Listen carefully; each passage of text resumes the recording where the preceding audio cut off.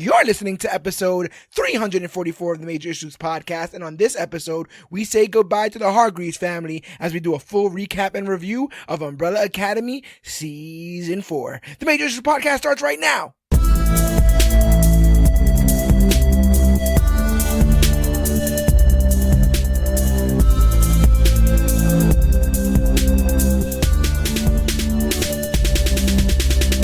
Hello everybody out there in comic book land. My name is George Serrano, aka The Don, and if you're listening to this, you can only be here for one reason. Your timeline is being destroyed, or a brand new episode of the Major Issues Podcast, brought to you each and every week by ComicBookClique.com.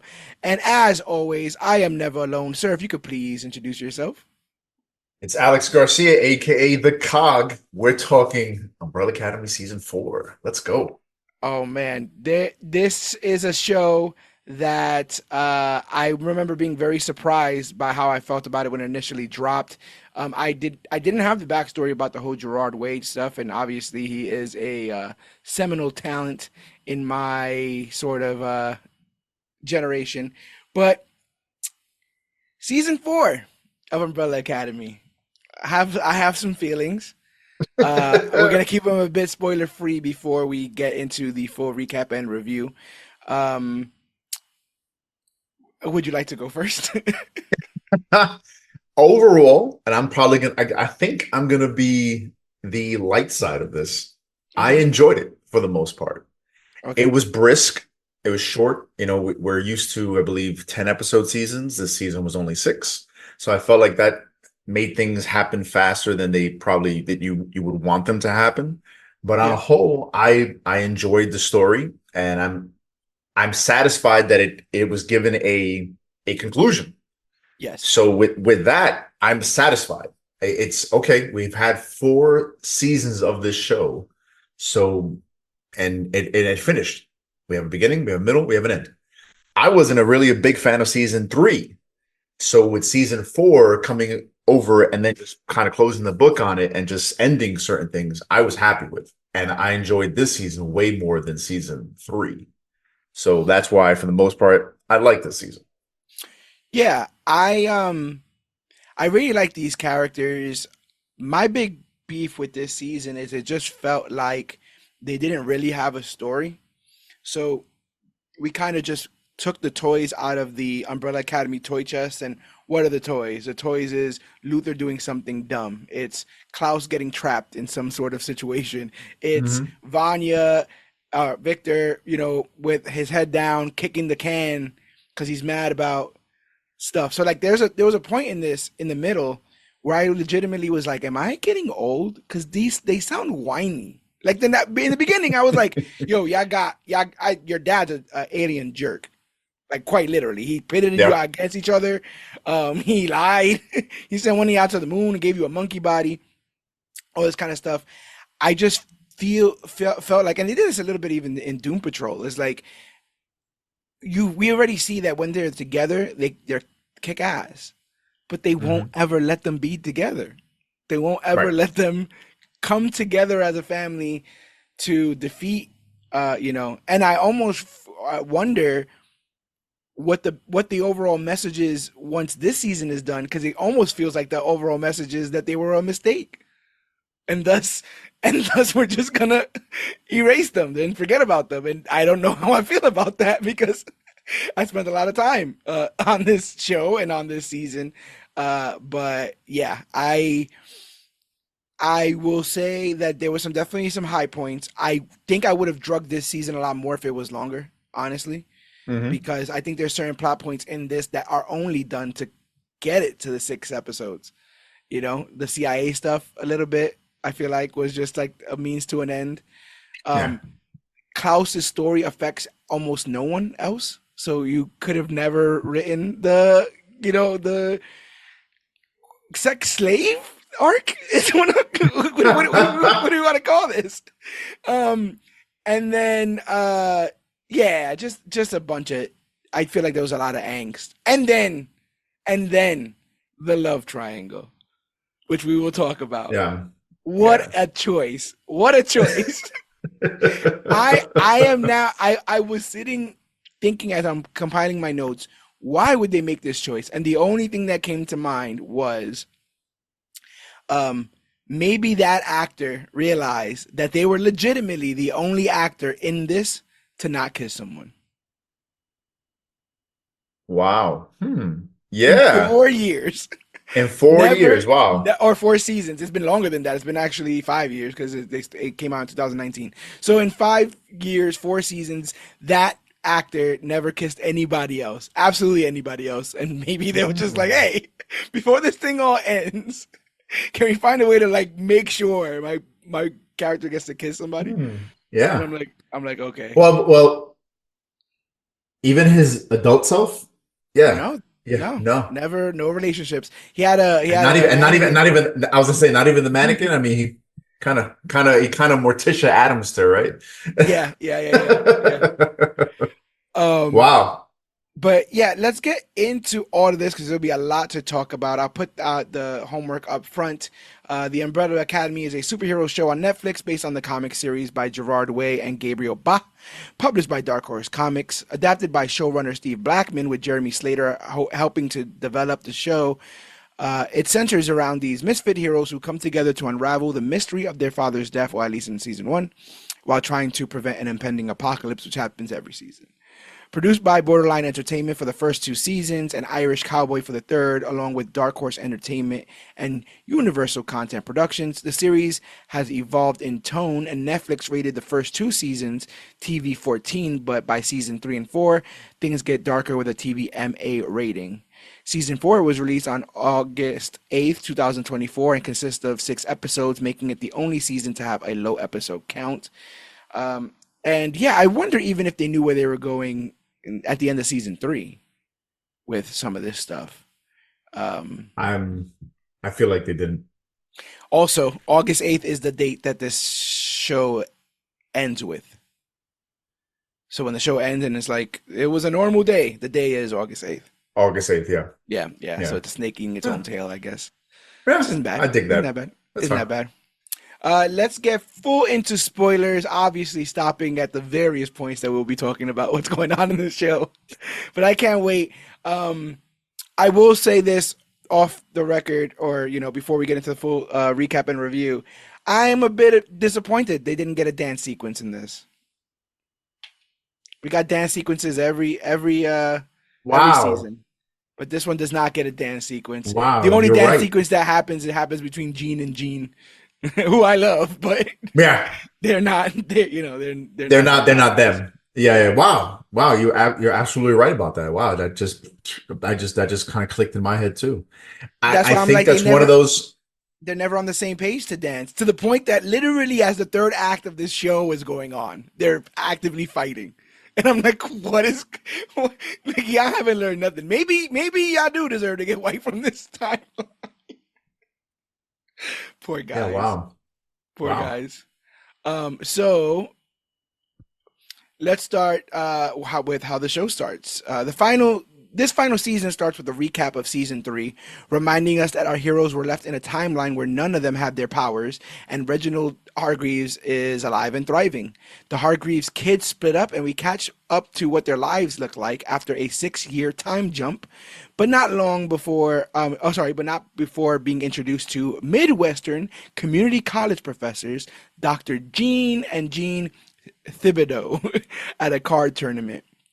A strange man shows up with some artifacts from different timelines, which excites the couple, even if the asking price is a little bit too much. Fortunately for them, they get their hands on the artifacts for free 99 after Gene mercilessly kills the strange salesman. So this is Nick Offerman and Megan Mullally. Am I saying that right? Malali. Uh, Yep. Married couple. Offerman is And just like is cameoing and everything and killing it. I've seen him in like almost all of my shows. He'll come in just for a season, kill it in what exactly he's there to do, and then take off. But what that's did you right. think of Gene and Gene in this show?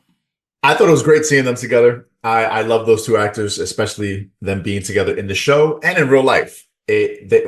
Whenever they star together, you could tell their natural chemistry just comes through on screen. So seeing them play a couple and play this obviously weird couple with Yeah. this agenda that they're well aware of, I really enjoyed. And I was hoping to find out more wackiness about them. We Yeah, didn't get as much. We didn't get as much as I felt we should have gotten from them this season, but a lot. That's I think that's just a lot of chopping block stuff. This probably was originally written as a 10 episode season, and I wouldn't yeah. be surprised if Netflix was like, "Hey, we'll give you six." You Yeah, know. because the oddball antagonist, almost for hire sometimes, is a hallmark of this show, right? Like we had like the Mm-hmm. Swedes in season two, in season one. Famously, we had Mary J. Blige and And Cha oh Cha, boy, Hazel and Cha Cha. Hazel and Cha Cha. I don't know if they did anything in season. Well, it was the Sparrows, I guess, in season three. Mm-hmm. But yeah, so like they are definitely fitting that role. And again, I just love how these two are able to make these mild mannered college professors. Like he shoots a man in the face. I'm just like, With not even blinking about it, not just no emotion behind this. Like, hey man, we're doing business. That's it. I need yeah, my $10,000 back. and This is it. I don't know what's more worrisome, the fact that he doesn't bat an eye or the fact that his wife doesn't bat an eye. Yeah, and then she cleans him up. She's like, "Oh, you got some schmutz. You got some brains on your face." And she just cleans his face. And all right, let's get back to our car tournament now. Absolutely, absolutely ridiculous. So, now it's time to catch up with the Hargreaves siblings. Luther has become an exotic dancer, but not a great one, and he's living in the now condemned Hargreaves mansion. Ben is released from prison after engaging in a crypto scam. Victor owns a bar in Canada, far away from the others. Diego has become a package handler and lives a pretty domesticated life with former assassin Lila, and they have three kids. Five is working alongside the CIA to investigate conspiracies, but is more so investigating a growing group called the Keepers, who believe that they are in an alternate and manipulated timeline. Famous actress Alison Hargreaves continues a middling Hollywood career doing commercials, and the now sober and germophobic Klaus stays with her and helps her with her daughter Claire. Which one of these do you think was the most surprising, and which one do you think was the least surprising? Least surprising easily to me was Victor. Victor Yeah, being far away. I mean, the Victor's whole shtick, all these seasons was how unwanted he was. So I yeah, wasn't surprised to be like, oh wow, yeah, you're the farthest away. You're doing the crazy, not the craziest things, but how he's quickly introduced as some sort of like Casanova now, oh, that's why I'm and like, he's all like slaying Poon in yeah, Canada. yeah, yeah. Oh, he got another girl in the town. Like, okay, sure. Yeah, Having fun, do it. yeah, But the one that was most surprising for me was Allison. Allison has now a commercial actress. yeah. And what happened to her husband? Where's Ray? That was like one of the big reveals at the end of season three was like, oh, look, now she gets her family back. And even better, she gets the husband she always wanted. Right. They just like, yeah, Ray, we never even get an explanation unless She, I missed she it. she did some killer work in season one, you know, trying to stop Vanya when it was Vanya. I think I'm allowed to say Mm-hmm. that because it was a Vanya at one It, point in this show. At one point, she was trying to remember if she got her throat slit. yeah. Yeah, and I And was like, oh, she couldn't talk for like half a season. right. And I thought that was pretty. I thought that was pretty good character development for her. That Yeah. season two stuff never stuck with me because I'm like, this is not your time. Like I get you spent a long time there, but if everyone comes together and decides that now they know have a means to an end, the actor she's like, "Ah, I can't leave my husband." I'm like, you don't. There is no You, husband. you gotta go. Yeah, there is no. But then to go to season three and have her basically betray her family for this family that she doesn't get to keep in season four, I wouldn't say like it's a thematic mistake. I felt like more of it that like it was a missed opportunity, like a quick little monologue of her sitting down and being like, every time I try to manipulate things to get what I want, it falls apart. I did it for Yeah. years, rumoring people, Mm-hmm. and it didn't work. Yep. I Yep. I sacrificed. I'm always putting myself first, and the universe is telling me that that's the wrong thing to do because it keeps taking the things that I want from me. But that's not none of that's there. It's all just kind of thrown around.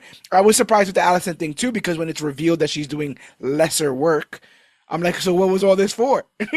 Right. Like, you did a lot of, Yeah. you betrayed a lot of people for this, and you don't seemingly, you're not in the next X-Men movie. So what's going on here? Yeah. Um, And I was also surprised by Klaus because I'm like, why is everything covered in bubble wrap, and why is he wearing gloves and the mask?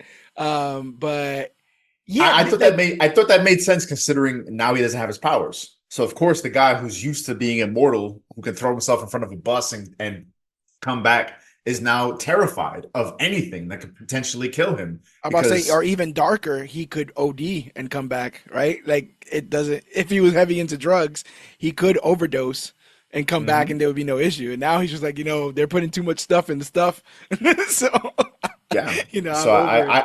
so I thought it was the logical leap for him to make that, like, oh wow, now I'm powerless and I want to live. So I'm a Right? hypochondriac now. That made sense to me. Is Ben the Ben from that end when they're on the train, or is that Ben the Sparrow Ben? When they're on the train. At the end of the season, when things are fixed, when they change the timeline, there's like a scene of like a Ben riding a train. And I was led to believe, well, there's a different timeline, so he never died. But didn't they bring a Ben with them? Yeah, I always thought this was the Ben from that Sparrows? timeline, the Sparrows. Yeah, Yeah, yeah. yeah. Especially But since it still feels like he doesn't really like them. no, doesn't like him at all. And you know what I mean? So because this is still the even though it's their Ben, is like, yeah, I'm the Ben that died. And I mean, Yeah. look, he's the one that gets arrested, and it starts with him Crypto scam, bro. getting out of prison. So I don't, and then how quickly he is to do what he does later on to get them in trouble, where Oh, you could just tell, like, he has no I mean, they all have rough relationships with each other, but you could tell he's the one that's just like, I don't really give a shit about these people. now that you say that, not only is that true, but it's never fixed. It's never, they never, right? He's never like, you guys aren't my family, but I kind of think you guys are my family. Like there's no moment of that. So when they're like, "Hey, you need to stop screwing that girl," he's like, "Who are you? Like, what are you? I don't even know. Yeah, I met y'all 3 weeks ago." So yeah, like Yep. I guess that ties in a little bit too. Um, Luther invites Victor to Diego's daughter's birthday party, but Vic refuses, having not been around the family in some time. Luther, Ben, Allison, and Klaus all attend the celebration, but things go awry when Luther accidentally destroys the cake. Unbeknownst to them, Victor arrives outside, hoping to reunite with his family, but he is tased and thrown into a vehicle before anyone even knew he was there. Yep. Five infiltrates a keepers meeting and is shocked to see Lila there posing as a woman named Nancy. They witness a presentation from the keeper founders Gene and Jean that speaks of these manipulated timelines and an apocalyptic event called the Cleanse that is said to fix them. Lila and Five are called out for talking, but the Jeans recognize Nancy, quote unquote, and think nothing further of them. I love the conspiracy theory angle to this because that's the like that's kind of the thing about conspiracy theories. Even if it's 1% true, that's too much true, right? Yeah. And so, like, at one point, they're like in a keepers support group, and the guy's like, "What if Reginald Hargreaves is like an alien, and he's like training an army of children to, and he's 100% right on the money." And Yep. that's enough. That's enough. That's it. Um, I thought I like them making everybody else smarter. We very rarely deal with anyone else besides this family and their one antagonist or something. So the idea that Mhm. the world is kind of getting hip to this and it's like, what is going on? And then what's even funnier is the idea that there's multiple timelines frayed and it's all them. Like it's all the Umbrella Academy's fault. Like it's all their Like, freaking fault. uh, Like absolute bonkers. What's your don't bring it favorite? up. What's your favorite artifact? They had all kinds Mm, of like there's the Allison on the cover of the DVD on the and another one no, where no, I think it was a VHS. I think it was a VHS. the I was trying to VHS. remember some of the, that was honestly the one that stuck out to me. The Yeah. difference. What were some of the other artifacts? I'm trying to remember. They have a New York City 2020 Olympics shirt, which I mean not 2020, 2000. Olympic shirt, Huh. which did Okay. not happen, which never Okay. happened. That was never a thing. Right. There's picture. They have Vanya's autobiography that she wrote in Okay. that one timeline. They Yeah. Yeah. have a Yeah. picture. They have a picture of Reginald at the grassy knoll from the Dallas when he Right. was trying to get Right. them Right. Right. Right. Right. to shoot that thing. So yeah, just watching them not only do this PowerPoint presentation, but to have like rulers, like every sort of like they're super into this. But again, they believe in it, and the kind of the proof is adding up. So I like that. Um, what do you think of this whole Lila board stuff? Like we're led to believe that she's doing this out of boredom because she just doesn't like domesticated life with Diego, and Oh, it makes perfect later on, sense. I yeah, mean, think about what she used to do before. I mean, she one had probably the craziest power set of everybody on the show, where it seemed mhm. like she could basically copy or Mimic, do yeah, what or mimic whatever anybody else was doing. She was the daughter of the handler yeah, and and she very much liked what she was doing. So and now, honestly, that was also kind of shocking. I mean, I know her and Diego were in love, and she said she was pregnant at the end. It was sometime in season 3 after she admits that the kid wasn't his kid. yeah, yeah. That Oh was yeah, some I remember that as that well. was Yes, yes, that was yes, some yes. diabolical crap. He gets all the tasks. Fundamental stuff for their relationship. Blatant Yeah, lies. Running yeah, away and going to it's conspiracy fine. theory meetings. It's fine. It's fine. So her now being mom with 3 kids, yeah, she's still who she is. So I totally bought into the fact that yeah, she's looking for some craziness in her life. She needs that, like that's who she was. So to be perfectly domesticated, and you kind of saw that anger in her and how she wanted to do something with it when she was dropping off the kids at that party, and the Yeah, lady behind her kept honking the horn, and she was just like she I just will kill threatens her you. such it's It's such just like if you honk in that such horn a one more time. yeah, in such a specific way that was just like okay, yeah, like she needs something. She needs something outside of those 3 kids and Diego's horrible UPS like job. Yeah, yeah. And then he's terrible at because he doesn't have his aim He's, anymore. he doesn't have his aim anymore. So he's just like throwing things and He's just missing gonna everything. And I guess maybe that could also be a reason why Five is there as well, because he's always been about the mission, right? What is yep, Five without a mission? He doesn't have a life. He's not, that's and right. he's still a what 60, 70-year-old man trapped in a prepubescent body. Which I love that they try to at first make you think he's older now because I Yeah, that's what the I mustache. the mustache and then of course the 6 year jump, and I was thinking that's something that made it apparent quickly. Okay, they did the 6 year jump just to explain him looking a little bit older Yeah, because of all the everybody else you can hide it makeup and they're all grown, but this guy, this actor, he's still growing. So and they have to he's still pretty, childlike, but that jump in those years is always so crazy, right? yeah, You've seen yeah. The Stranger Kids, the Stranger Things kids, like the Stranger Kids. So yeah, that as well. I remember when season one, I was like, oh, he'd be a great Damian Wayne. Now he's basically Bruce. I Yeah, can't, but yeah, I yeah. can't. That train has come and gone. Yes, it does. Yes, I mean, yes, it has. And some trains, we don't even know where they're going. We'll get there. Uh, Right? Later, Luther receives a note from the kidnapper that says to meet him if he wishes to see Victor unharmed. The remaining siblings go to the location of the letter, and it brings them to a nearby cleaners where they find Victor restrained. The kidnapper introduces himself as Cy Grossman, and he kidnapped Victor in an attempt to get the family's attention as he wishes to employ the Umbrella Academy to save his daughter Jennifer. According to old Cy, his daughter joined the Keepers, and their relationship has suffered because of it. Having not seen her in a while, he fears what the Keepers might have done with her. Strangely, Cy also has a container filled with marigold, the substance that gave our guys their powers in the first place.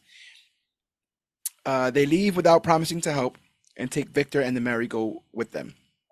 The family unanimously agrees to stay normal and not go on this Jennifer saving mission and not take the marigold in hope of regaining their powers. But too bad, Ben slips Marigold in everyone's sake, so they all wake up with hangovers and superpowers, except for Klaus, who didn't drink his sake. He actually tossed it onto Ben, and now Ben has tentacles coming out of his back. Um, Again, now this scene is a little bit less sweet because he doesn't care about them. Now I just realized like this could have killed them. That's what I'm saying. That I believe that's why he did it, because he was just like, I don't care. I want my powers back so I can do something. Yeah, And if it gives you your powers back, cool. We'll all have our powers and we can go on an adventure or something. This is a guy who's bored, who's also yeah, bored, who's just like, I want to be able to do whatever I want again. This is a guy who just got out of prison. You know what yeah, I mean? Like I need something. You know, yeah. especially because Luther picks him up, and that immediately is horrible in and of itself. He's like, oh, I got to live with Luther. Great. In an abandoned, condemned house. A condemned house, and he's just like, oh, this is no, this I need something. So when he sees the opportunity to get his powers and theirs as well back, let's go for it. Let's go on this adventure. Where, Yeah. who knows, it might lead to them fixing things, so they can have a more fantastic life. Well, the question is whether or not the entire family feels like things need to be fixed. That becomes the big debate, right? Because Right. Victor's likes his life as is. Klaus doesn't even want to drink anymore. Allison, I could see her doing again, like, hey, yeah, let's Yeah. let's roll these Let's dice again. let's go back. Lila as well. Maybe even Diego. Diego looks like he's just been looking for a mission. We'll Hmm. talk later on because he puts his uniform back on, and it's a bit of a what he said is that it fits like a Little glove. tight. Yeah, The yeah, yeah. joke is Bet. it fits like a glove, and then somebody else says OJ's glove. Um, Yeah. so I have a question, and it might be too much of a dorky question, but I pay too much attention to this kind of stuff. So maybe you have an answer for me. They take this marigold, and it gives them their powers back, but then sometimes even an upgrade, right? Do you have any idea why Luther gets his ape body back? Because if I can remember both from the show and from the comics, the ape body wasn't a power. The It ape body wasn't a power. was a surgery he had because he was Yeah. about to die because he was the Yeah. only one on a mission, and his dad had to do like crazy experimental surgery, and that's how he has a To monkey save your body. life. You see, that's why I just feel like I'm like they just did it. They did not. Yeah, Yeah. they did not like. Uh, and again, like I feel like that's kind of a basic question to ask. So if we're going under that tunnel, like without answering it, I feel like there's more here that they didn't necessarily. Like you're like we just need to get them back to how we remember them, and then Yeah. go forward. I am also not a huge fan of how I feel like they've been continuously dumbing down Luther. One of the things I like about him is he Yeah. seems like the Yeah. most genuine.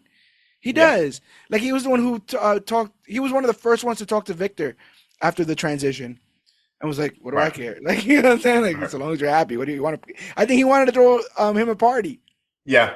at one Yeah. point. He You know what I'm did. saying? Like He he did. was down with the sparrows. He was down with the umbrella. He always cares about all of his family He members. he he want he wants to keep everybody together.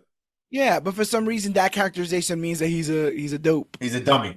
I don't like that either about him, but I feel like the show, because I guarantee you in a producer's meeting or a writer's meeting, they're like, we always need to have like an oath or a Yeah. dummy or like a for I don't know how else to say, but like a Peter Griffin.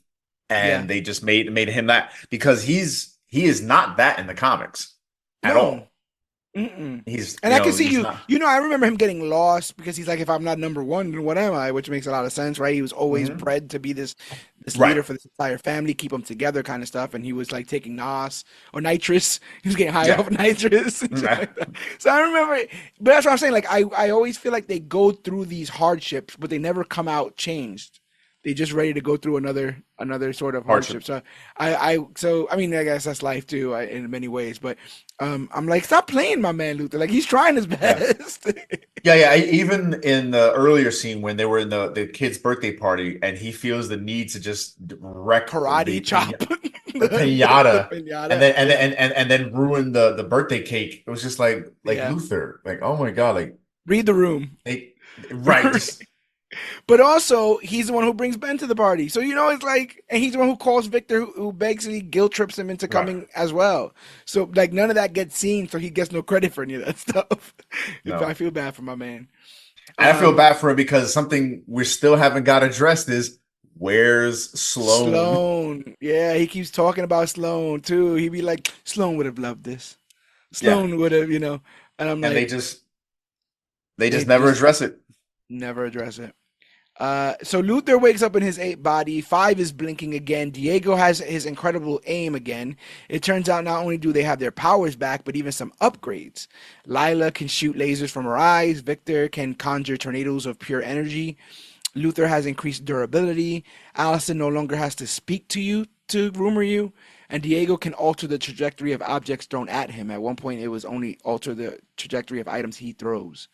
Mhm. They decide to save Jennifer after all, so the siblings head back to the dry cleaners, hoping to track down Cy, but he's nowhere to be found. Instead, they stumble on a map to with New Grumson, Maine, circled in red. With no better leads, they decide to hit the road and check out this mysterious town. As they drive, they start to feel worse and worse, leading to a gnarly scene of projectile vomiting. Ugh. Uh, I guess we can put a pause in that right there. I like that they're all hung over because they're like brimming with power, so they're all hung over. Yeah. Um, and yeah, he puts on his suit. Like he really wants to be about this. Lila kind of shames him, but again, like you're doing your own thing on the side. Like, what do you?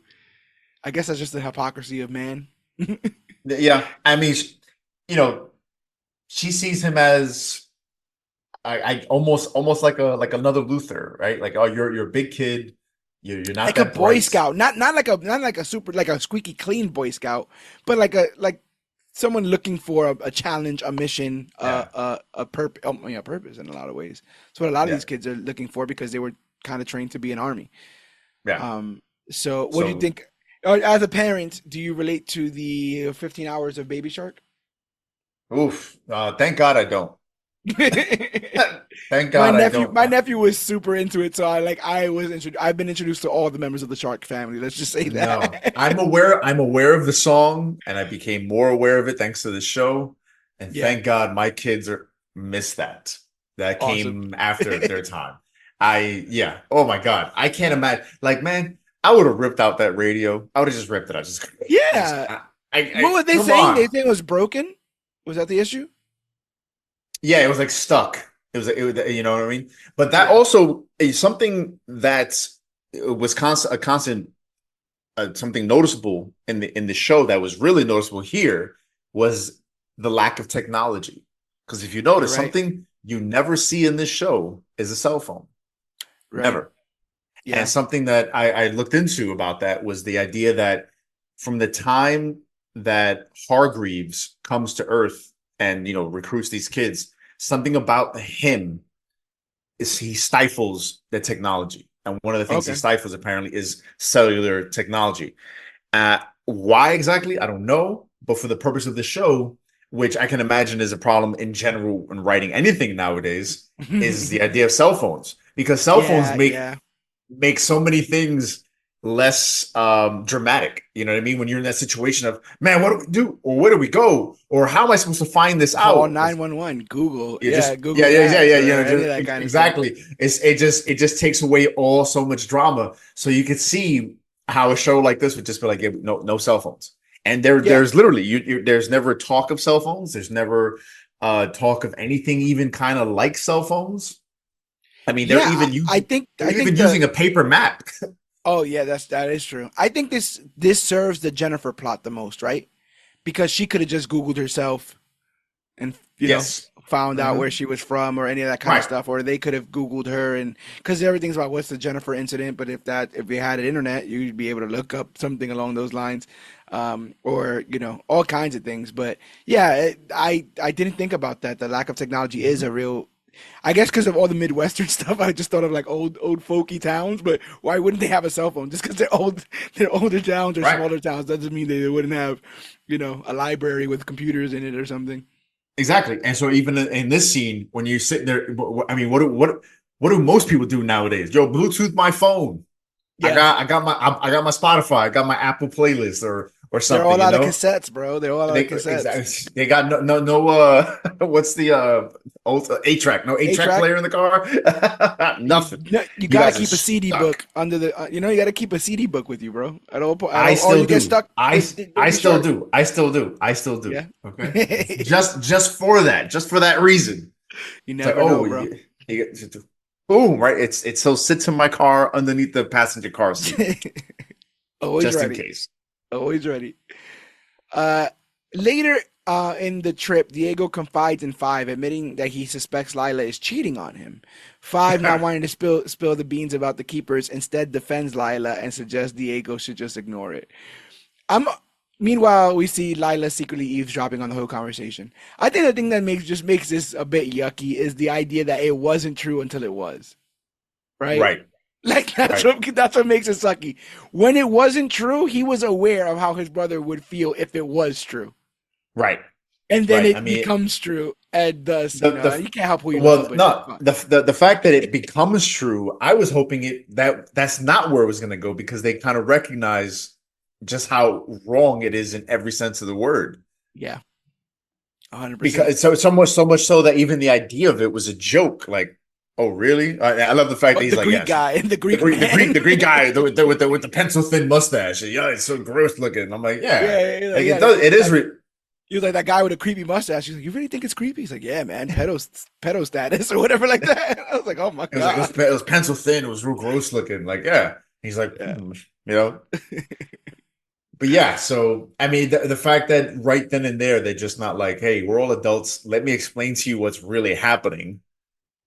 Yeah. That was something I was really annoyed. That felt like drama for the sense of drama. And I guess that's my biggest point about all this. Like, I would have really liked this season of them being a well-oiled machine, of them being like, you know what, we're tired of all this bickering. That's how we end up in all these situations. We're not splitting up anymore, because every time we split up, someone gets captured, and then we're gonna go try to rescue that person. Ben seems like the person that would most likely break off of this group because, like we were just talking about, he has no ties. So I can Right. see this being a save Ben season, as it kind of sort of is. But the fact that none of the rest of them ever got on the same page with shit, it just feels weird to me. Um, so they get to New Grumson, but they immediately get into an argument and split up. That's like, you understand, like it happens right when Right they get there. there. So I'm Yeah, just right like, there. all right, here we go. And Luther and Allison and Victor go to an antique shop and ask around for Jennifer, but they have no luck. Klaus stays in the car, and Five, Lila, and Diego head to town square to look for clues. Ironically, Ben has found the actual Jennifer posing as Rosie at a diner she works at. Suddenly, the townspeople turn violent against our heroes and immediately start brandishing firearms and opening fire on them on every front. Diego and Allison both use their new powers, to defeat several of them at once, Hmm. and immediately head to the car. Um, that rumored scene is kind of gnarly, right? Like No, she just yeah, looks at him, he looks, he shoots him on, shoots himself. I was yeah. like, damn. It was just like, wow, okay, someone got an upgrade, and she just doesn't care. She's just like, yeah, man, we're here to get this job done. I'm gonna kill you all. Because And other people in the fights are kind of reluctant to really hurt or kill people. She's just like, you're done. I'm done with you and guys. and also another instance of Luther not being championed for something he did. He had no idea he was that durable. He got more durable because of the Yeah, merry-go. But he turns his back and takes those bullets and covers his siblings in that moment when they start raining yeah, machine gun fire. Nothing. Not a thanks. nothing. They don't No, give no that man thanks. nothing, bro. High Space boy. five. I feel bad for you, That's Space. right, space You boy. would think Right. they would at least. Do you think they would at least support him at his job? Go to brunch and throw some dollar bills at this monkey man. Woo! No, nothing, nothing. Nothing, bro. Nothing. So No, go ahead, brother.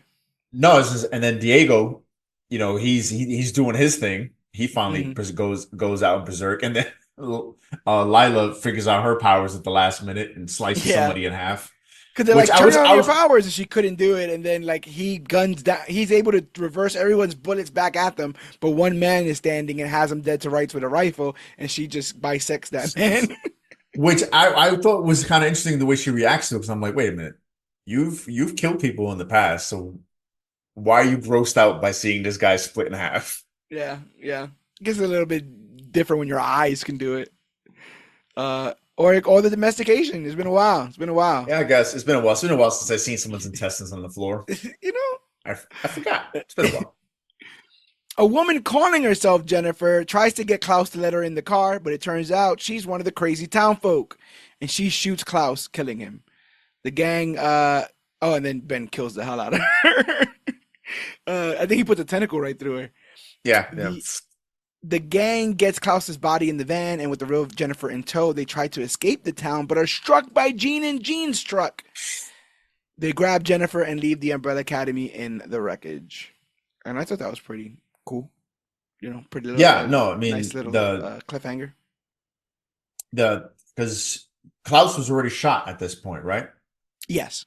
Yes, yeah. Klaus was already shot. They grab Jennifer. Oh, but in the carnage of the truck flipping, Ben and Jennifer touch. Oh, yes, this is also true. Yes, yes, Yes, yes. yes. That was the big thing that comes from this, and that kind of they It's were it already sets the kind of scene, yeah. connected. They were already kind of connected emotionally, but that physical touch then starts the reaction of, hey, I'm really drawn to this person. And Yeah. for what reason, we'll find out later. But Yep. and then I wish they would have done something different with Klaus here. Because the fact Because of his that reaction. yes, Okay. because I I would have liked to have seen him get his powers back because he finally realized he needs them as well. Yeah. Not so much that they force it upon him because he's dying, but I would have much preferred like in a scene where, oh shoot, everybody's in trouble, or you know what, we're in a scene now where I have to commune with a dead person. This would solve this issue. I'll get my powers back now. Not this situation where I'm dying. I have to take my powers back and then go on whatever journey it was that he went on. Right. Well, and that's another thing is like I feel that I absolutely loved the season 2 opener, which is them fighting everybody in the 70s.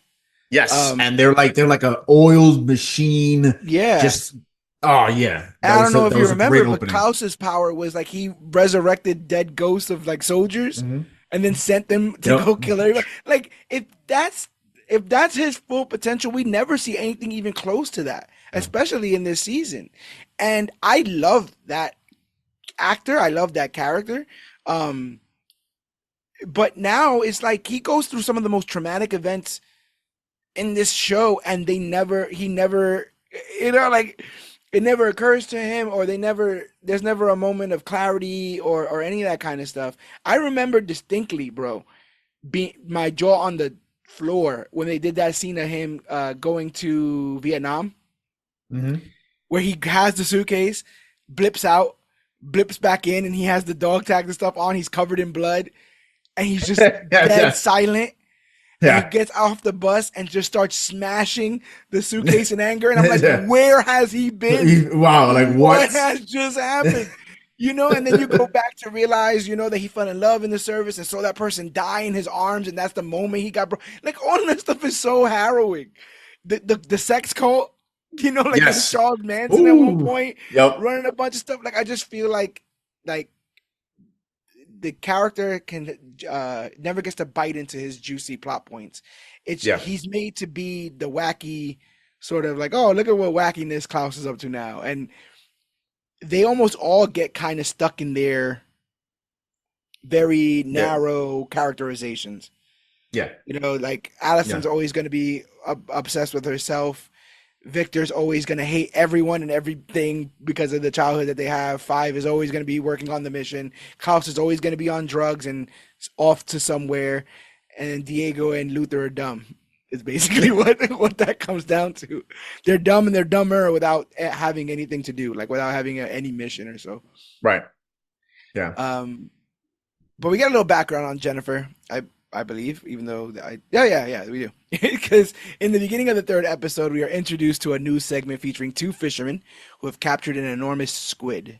While discussing their find with a reporter, they discover something unusual moving within the squid. Upon slicing it open, they are stunned to find a young girl inside. When questioned about what has happened, the girl simply utters the cleanse.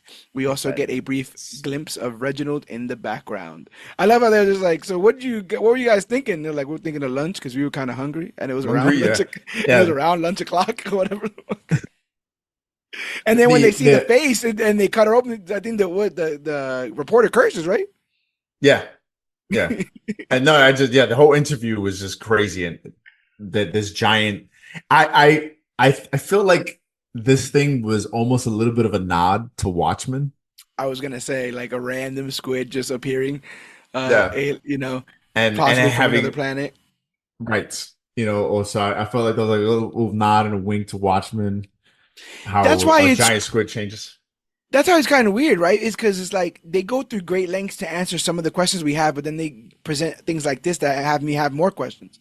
Right. Like, did the Durango get into the squid and then the kid kind of stuff? Was Durango in Jennifer when she got eaten by the squid? Does the squid have anything to do with this Durango stuff? Um, Yeah, not Durango. because Like, come on. they never. Well, no, she's that's right. That's right. They have Marigold and she has Durango. Right. Yeah, yeah. Um, After what went down in New Grumpson, the siblings regroup. Five and Lila spill the beans about the keepers. Klaus is fuming with Allison for giving him the marigold, saying that he would have preferred to stay dead rather than get his powers back. He storms off, and Ben notices his arm has been glowing ever since he met Jennifer. The Hargreaves take Glowing. the well, it's A little like worse. literally A little worse breaking than apart. It's yeah. like breaking apart. Which looks like he's got flesh-eating bacteria going through it, man. Yeah, and usually you go get yourself checked after that. He goes closer to the woman. I I go would be closer going. and I'm just gonna Yeah, keep high. He's like the guy who gets bit in the zombie movie where it's like, yeah, no, I'm fine. yeah. Fine, it's okay. It's For it's my arm is decaying, but it's okay. it's It's okay, girl. okay. Still got this one. So, the Hargreaves take the van to an auto body shop and deduce that Jennifer must be like them, and that's why Reginald is interested in her. Because everyone where I was working at that small town was working directly for Reginald Hargreaves. Mhm. While Ben heads off to track down Jennifer, Lila fills Diego in on everything, including the fact that the guy he saw her with at the cafe was actually just Five in disguise. Instead of feeling relieved, Diego is upset with Lila for deceiving him. Is Diego in the right? Yeah. Like I why? think Why I are you think so. lying? Why are you lying to me about all this stuff? What's going on? Just fill me in on it. Especially considering by this point they've had plenty of chances Yeah. to admit to this. So And also, yeah, heck it's one yeah. of those things where if usually when someone says something like, why did you have to lie about this or why did you keep this from me? They'll say something like, well, it was a little thing. And then the question then becomes, then why didn't you just tell me then if it was that little, right? The idea that Right. she keeps hiding these things makes it a bigger deal than it could just be what she said it was. But then why not just say it? You know, Exactly. then it means it's even more there. So we cut to Jennifer, who's being held captive by Jean and Jean, who introduce themselves and their cause. They wish to bring about the cleanse and restore the timeline, and they think Jennifer knows how to, but she has no idea what they're talking about. Diego, Lila, and Five head to the Keeper's headquarters to dig up any useful information, and while they're slooping around, Lila asks Five why he can't blink anymore. He admits that he's not sure what happened, and every time he tries, he ends up in a weird train station. He Right. demonstrates this, and he and Lila get on one of the trains in curiosity. And I didn't realize, like, quite literally until today, why all of the promo material was train themed. That's that shows you where Mm, I'm thinking. I know I'm like I'm putting up these images now to set up for the podcast, and I'm like, right. oh, it was all kind of there, huh? It was I'm from New there. York, so I was just like, oh, it's cool. I like the reminder, like best subway system in the world, baby. Um, but yeah, trains, planes, and automobiles. Feels. Let's see. Blink, blink, blink. With his powers back, Klaus is off the wagon and steals cash and a TV in order to exchange for drugs. Which Lila, I'm like, why does he immediately go back? Like it's kind of like what you said, right? Everybody's kind of going back into their tropes. yeah. Why does him getting his powers back, considering he's been through all the trauma already and knows what you would think he knows how to deal with this stuff? Why is he immediately going to, oh, I gotta go back to drugs now? I just thought that was The only thing I would like, what it reads to me is he's somebody who's not in control of his powers, and so the idea that he has to, what's the word, like without permission, talk to random dead people. But we should be past this, like we were just talking about. Like we should know we had like a very eye-opening discussion with his father when his father was dead. Remember? Mhm. And he spoke to death herself. He met death herself. Right. But yeah, no, we're And I back mean, at it. he went through that whole thing where he was like killing himself over and over again to Yeah. learn how to control that aspect without drugs. Yes. Why is he going immediately to try to get drugs?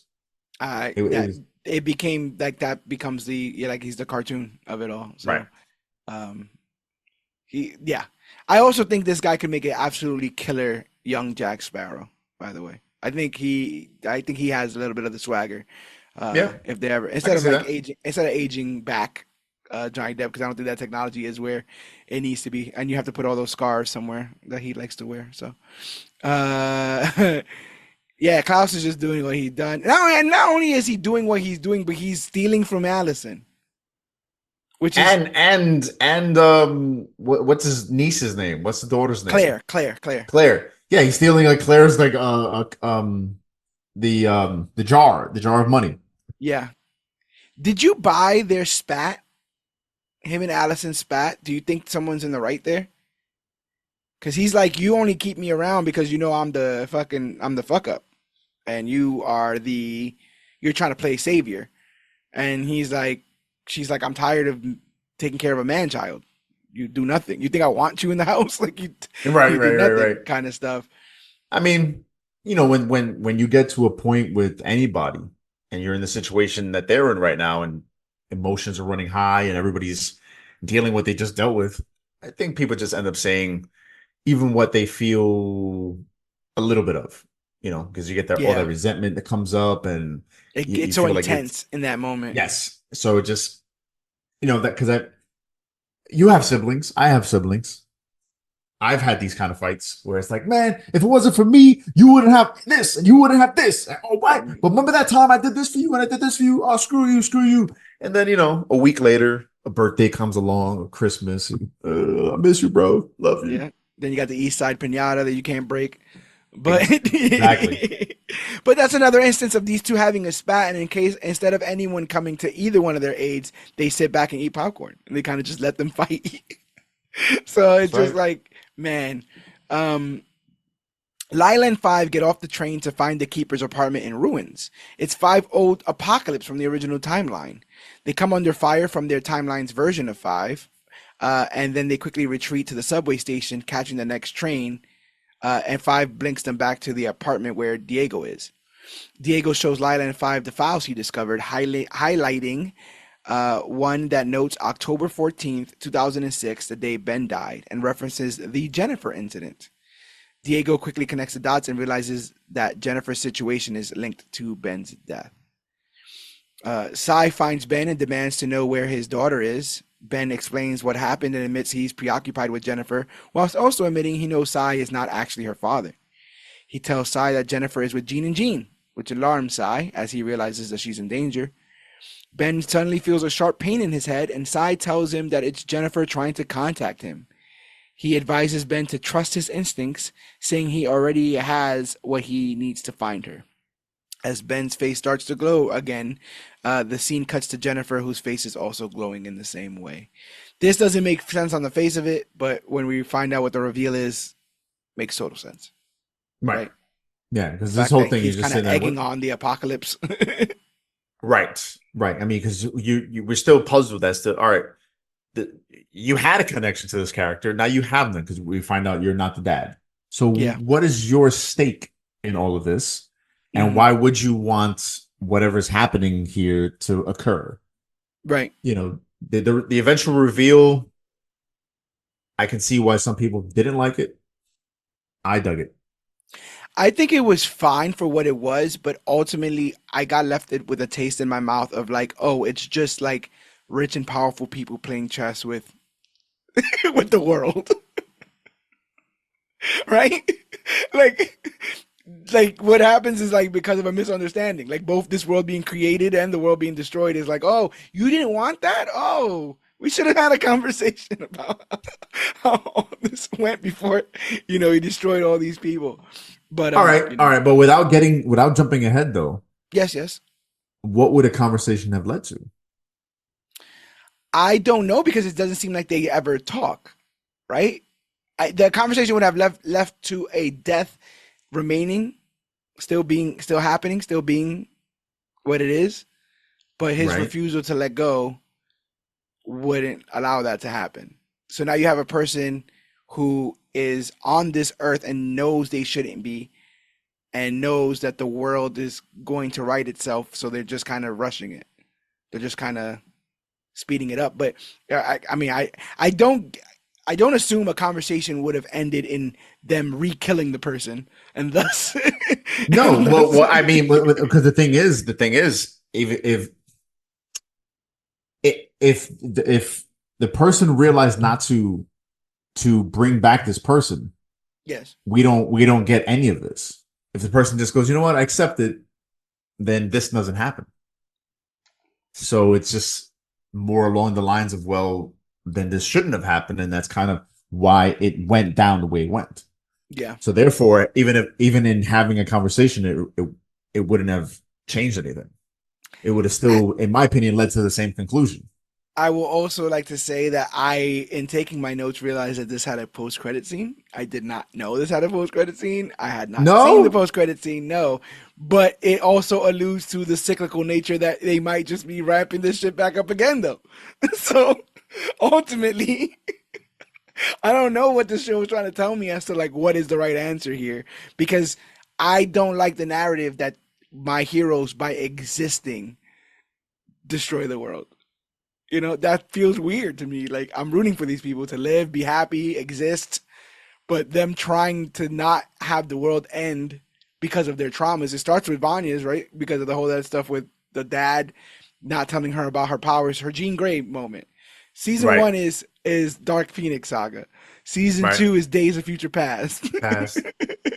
I don't know what season three. Season three is Flashpoint because they come back to the timeline, and that's what happened. They didn't have a book for this, bro. They didn't have a book for part Well, two. no, So season four it didn't, and not just a book to emulate or copy, but a literal in real book life, yeah, for inspiration because Gerard Way and Gabriel Ba haven't made a volume four, yeah, and the showrunners they've already taken the show on a completely different path further, than yeah, the comic. Like in the comic, at the end of volume three, we're introduced to the Sparrow Academy. yeah. We're only introduced to them literally on the last page of volume three. Whereas the shows already had them in the show and running around doing their Alluded to thing. them, spoke about them, yeah. They come Right. and gone Right. all in that time. In the comic, one page. Bonkers. Volume four is supposed to be about them, and I guess how they wrap that up. But Gerard Way's already said he's like, yeah, I'm happy with how the show ended, and I can still do what I want to do in the book. Yeah. And sometimes I do like to see these alternate interpretations. Yeah, Art is yeah, art. definitely. Uh, I just wish they would have taken some of these. I wanted a triumphant moment for our heroes, and I don't think they ever got one, man. I'm just gonna always be thinking about. I think they're alone now. I don't know. We'll get there. We'll get there. Okay, okay.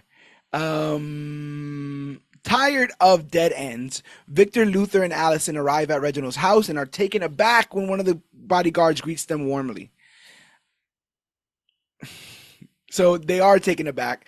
Not everyone is taken aback. Allison's not taken aback because Allison knows that that she's allowed to come and go, which begs the question: why has none of this happened before? But I guess the whole thing just happened with Jennifer now. Right. But the fact that she's even like still in contact with this sleazeball, because am I the only one who just doesn't trust Reginald Hargreaves? I feel like every season they get us into like they lull us into this false sense of security of like, well, he's still their dad, and then he does something absolutely horrific, Yeah. sociopathic, and then we go, oh, that son of a bitch. It's like you'll never be Uh, disappointed if you just treated him like you knew from the beginning that all of these people are disposable to him. They've always been. I'll put right. a monkey body on you. Yeah. And you know Yeah. what? I just realized the real reason why this is a little bit lower ranking as far as seasons for me. There's no freaking Pogo in this season. There is no Pogo. There's Pogo in a flashback where they show Pogo's flying some ship for their mission to go get Yeah. Jennifer. And But he's literally he's there for like a minute. we need Pogo, bro. Pogo's We also do. the thing that kind of connected all of them together. Grace, the mother, was Yeah, we another never thing get that her. connected We never that get her. got it all together. We get the handler at the end, but I would have been really Yeah. interested in where her life would have been without any of this. Wait, actually, is Grace not in the end also? She might be. I I wouldn't be think she was. surprised. I think she was there in the end. And she's also the name of their daughter, Diego, who Right. was the most closest to that Yeah. robot lady Yeah. named their daughter thing. And that's what I'm saying. Like I go back and I think of that, and you remember when he like his stunted whatever brought his stuttering back, and how Yep. heartbreaking that was. Yeah. Like this guy's gone through some development, but none of it's ever kind of pointed at. No. Like I remember thinking that like No. he's like Batman and badass, and then he just starts to stutter again, like back when his dad used to yell at him and shit. And I'm like, oh my god, this is traumatic. Yeah. And they don't let these guys deal with their issues, is their major issues. If you catch my drift here. I see what you did there. So basically, inside Reginald is absent, but Abigail welcomes them, his wife. And she's enthusiastic, and she expresses her desire to get to know them better. After some uncomfortable moments, Reginald finally appears and demands an explanation for what happened in New Grumson. Frustrated, Victor stands up and his powers flare up, confirming Reginald's fears that the siblings have regained their abilities. Reginald has more questions than the siblings and reveals that he has been keeping Jennifer safe from them. He claims Jennifer possesses more power than all the siblings combined, and just then Diego, Five, and Lila arrive at the house, saying they need to talk about Ben. Elsewhere, Klaus is confronted by a man named Quinn, whom he owes 40K to. After Quinn realizes Klaus can't die, he kidnaps him and tells him he's found a way for him to repay his debt. And that I felt like that got so fast, so quick. It was like, what? Like, it who is comes this and goes in an character? episode. Like the Yeah. entire adventure of what this leads to comes and goes in a single episode. And also, like I said, like I hate to be that guy, but if there was a female character who was held against her will and to then do mediums and then be used for sex, I think I think all of that looks pretty rough, man. Horrible. I think it's rough for Klaus. I think it should be viewed as rough for Klaus when it's played as a joke. It kind of reminds me of the Huey situation from The Boys last season with Tech Knight. Yeah, and with Tech Knight, and Ashley and yeah. all of them. It's like I don't know how comedic this is. He's got to do. I guess it's a good way to get laid. I guess if you're just like, oh, I don't know. I'm your dead husband now. Well, I mean, at least in The Boys, it does come out where he expresses how traumatic it was, and he cries about it, which is legit. You know, Klaus doesn't. Okay. Klaus doesn't get that. No. But that could be another thing that was just left on the cutting room floor, because I have a feeling the Klaus episode, right? There was like Klaus episode, and they just like, nah. Wait, what? Emotions and an expression? Nah. No, sex. We got 6 episodes, y'all. Let's go. Yes. So, we already did that. Back with the family, Diego hands the files he found to his siblings and 5 notes that they reveal details about Ben's death linked to the quote-unquote Jennifer incident. Luther starts to explain what they know about Ben's death, but it dawns on them that their understanding is incomplete and vague. It becomes clear that their memories have been tampered with. Reginald plays dumb, but obviously knows how to manipulate memories, so they tell Reginald to give them back their memories of Ben, and while he's hesitant, Abigail persuades him to do so. Speaking of Ben, he's able to safely save Jennifer from the genes, and they escape together. Um, the notable thing about this is I really did like, because I remember this whole idea of like no one ever mentioning how Ben died. I remember Right. that specifically, even in the book. Hmm. And I did not remember it being linked to the Jennifer incident though. And I think it is from the beginning, but No. I don't have any memory of that. But what I find is really interesting is when asked about how Ben died, they all say the same thing, the Right. exact same line at the Hmm. same time. It's like Ben, died a horrible death. He was the one of the best of us, and he was the Umbrella Academy or whatever. And no one could truly remember what it was. Yeah. Um, this is the original sin, isn't it? Like past the Victor stuff. Like this is kind of what's like. Yeah. You get what I'm saying? Like this, Yeah. this, this, Yeah. this was like another shitty reveal of like all of their childhoods have been a lie. Like you did not know for years that the man that you are sharing a home with killed your brother in cold blood. It might end the world, but how pragmatic are you in that whole situation? Do the ends need to justify the means in that, or you shoot the kid in the head if he ends the world? Well, I mean, I kind of understand why Hargreaves would do what he did. I'm not saying I'd be in that situation. I'd like to think I wouldn't be, but it's a situation where had those two got together, the end of the world happens, right? So he's just trying to prevent it. And that was the whole reason behind the mission. They were supposed to just obliterate the box she was in just to eliminate any chance of this happening. Yeah, I mean, I think a lot of people, right? We've all played that game, right? Oh, if you could go back in time and kill Hitler, would you kill him as a baby? yeah. I think most people would say, yeah, yeah, right. Or the needs of the many outweigh the needs of the few. So if you get rid of this one problem that saves millions of lives, why wouldn't you?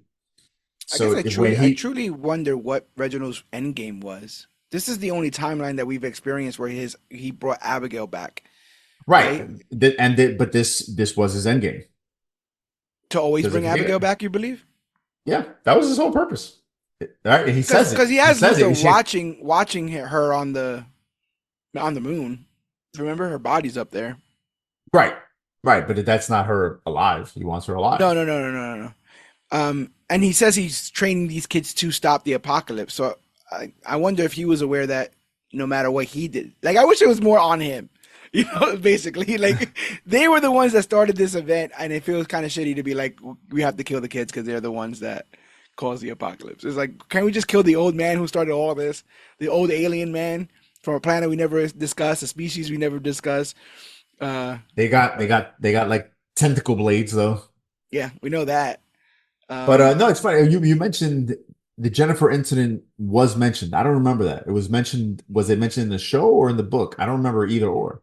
I want to say the show, Okay. but I'm not 100% sure. Something I had read said that it had been. Okay. Uh, Because yeah, I do remember that they've always talked about Ben's death in this fashion, like this fashion. It felt very much like I don't know. Did you ever watch Agents of Shield? I'd never seen Agents of Oh Shield, no, but no. they said I have Reddit posts from 2 years ago. What do you think happened in the Jennifer incident? Okay. All right. So or at least was mentioned in the Yeah, two show. 2 years ago. What exactly is the Jennifer incident? Um, yeah. Okay. So at least Whoa. that was It says my theory is a Jennifer incident is someone who was under attack in both timelines. Ben saves her, but sacrifices himself in the process. That was a guess 2 years ago.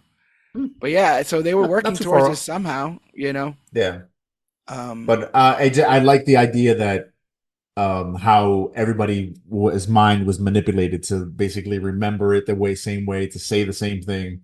There yeah, was something similar happened in Agents of Shield where Coulson Phil Mm, Coulson, the agent that was killed in Avengers. They yep. bring him back and they just make it seem like he went on vacation, like he got better, went on vacation, and comes back. He went And to every Tahiti, time right? went to Tahiti. But Yeah, Tahiti was where like he was brought back to life and his brain was rebuilt and all this stuff. So yeah, yeah, anytime yeah. anytime they ask him anything, it comes it's like very robotic. Oh, Tahiti, it's a fabulous Ah, place. yeah. So it felt very much like, oh, Ben, the Ben is, oh yeah, Ben incident. Oh, Ben was the best of us. He died heroically. It's just very programmed. So I dug that. It also reminds me of The Sentry, right?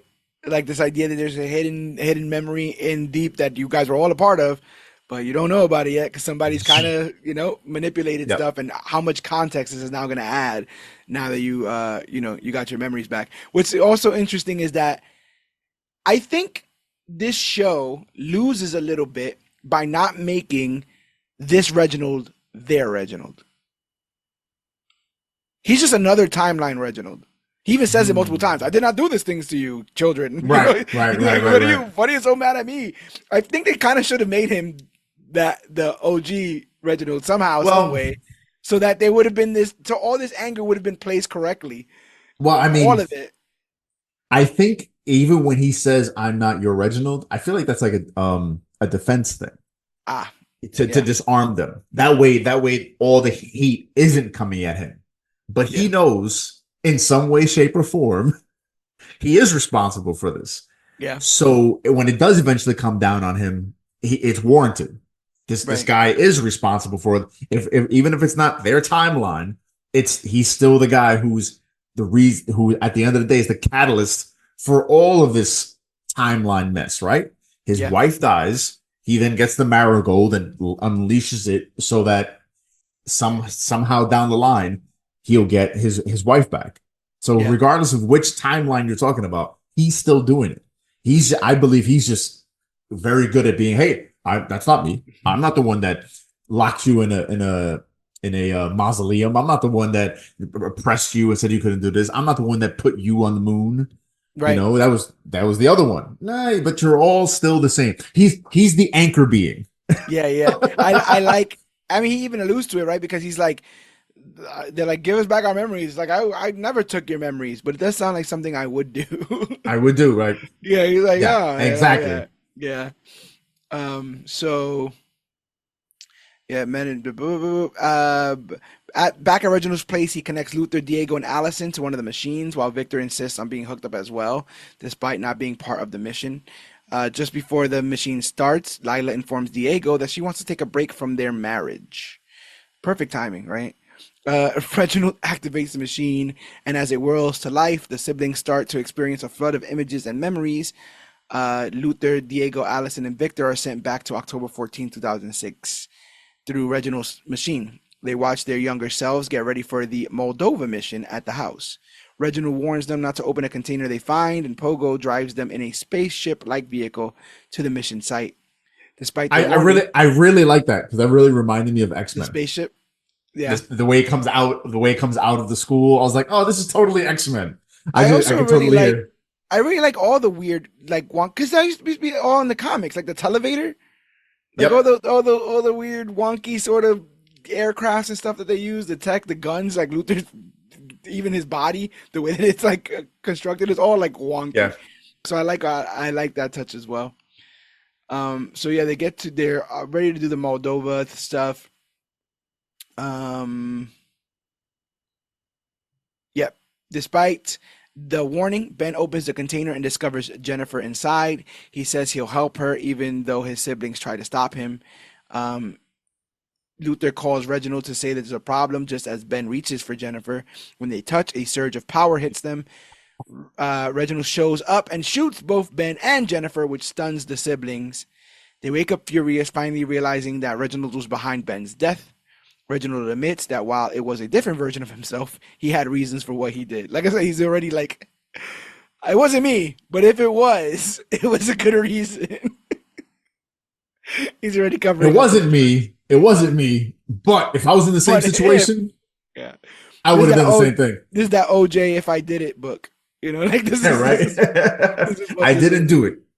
But if I did, But if I did. but if I did, so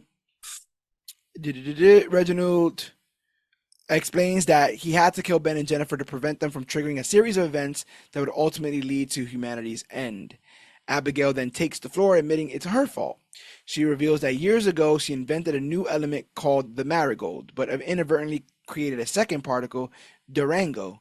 When these two particles interact, they cause widespread extinction, which is what's known as the cleanse. Durango is inside Jennifer, which is why Reginald has been keeping her away from the Hargreaves siblings, but now it's too late to stop it. Um, did she ever say why she created the marigold? Hmm. Just fucking around with No. science. Because I this is guess what it's just happens. science. It's just sciencey stuff. And then she creates the cleanse, which every time she said the cleanse, I was just like, yeah, I got to do a cleanse Yeah, myself. yes, 100%. Um, but also, like, I guess it's just a bunch of questions. We know distinctly what the marigold does to our guys, our team, but they're aliens. So I was very curious as to what, if anything, the Durango or the marigold did for them. Well, again, it was they don't really explain it, and it's just they created it. They're scientists. They're alien Yeah, scientists. They created this thing, and apparently marigold. inadvertently created another substance It's that to create incredibly horny particles that can't be near each other, or else that not at all can't no, be no. done. Because What happens? we then cut to Ben and Jennifer in the woods after escaping Gene and Jean. Ben feels a strong connection to them and believes that they should stay together. Reginald draws a gun and insists that either Ben or Jennifer must be killed to save the world, but the siblings refuse to let him make that call again. Allison takes control by hurling an object at Reginald's head, which is pretty funny, declaring that he can no longer have authority over them. And then furious, Victor unleashes his powers and attacks Reginald, shouting that he's the cause of all of their problems.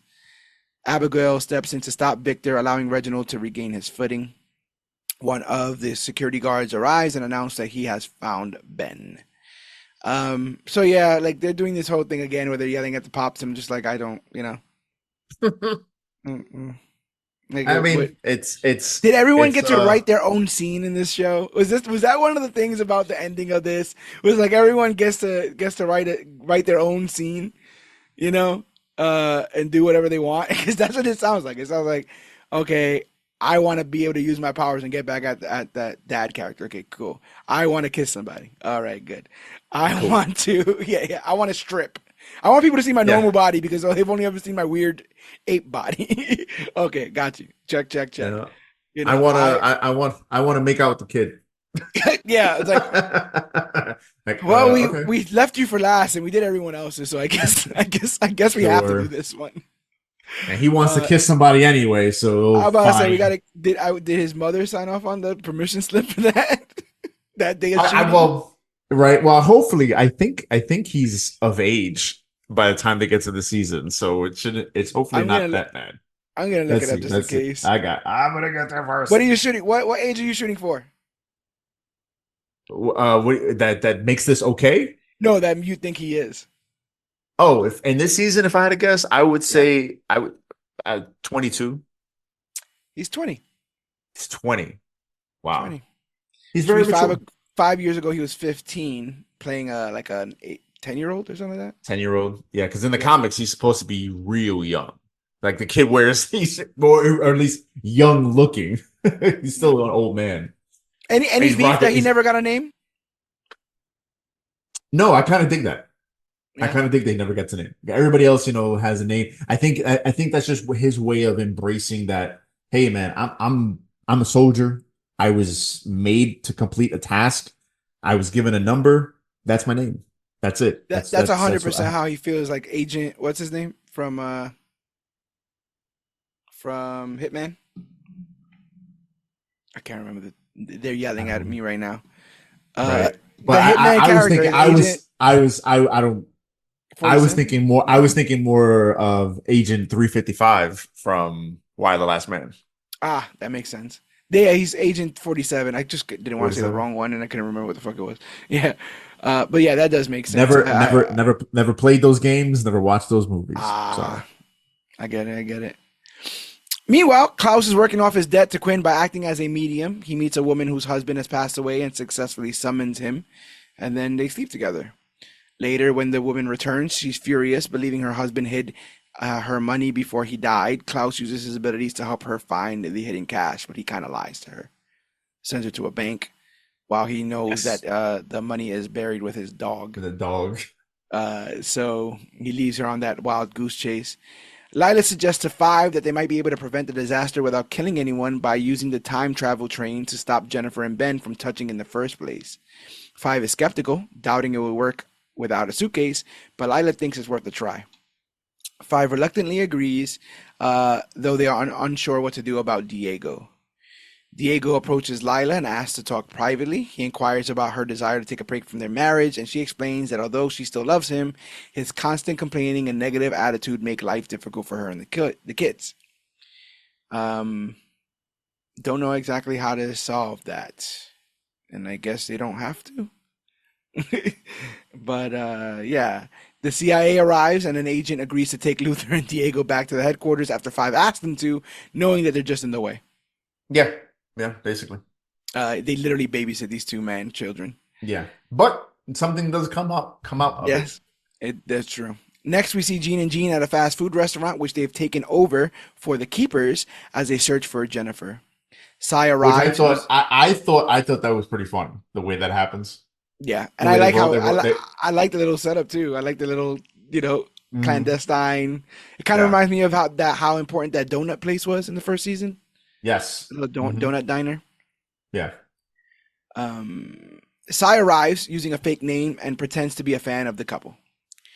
Uh, I don't think I wrote it here in my notes, but I love how against Psy that Gene is.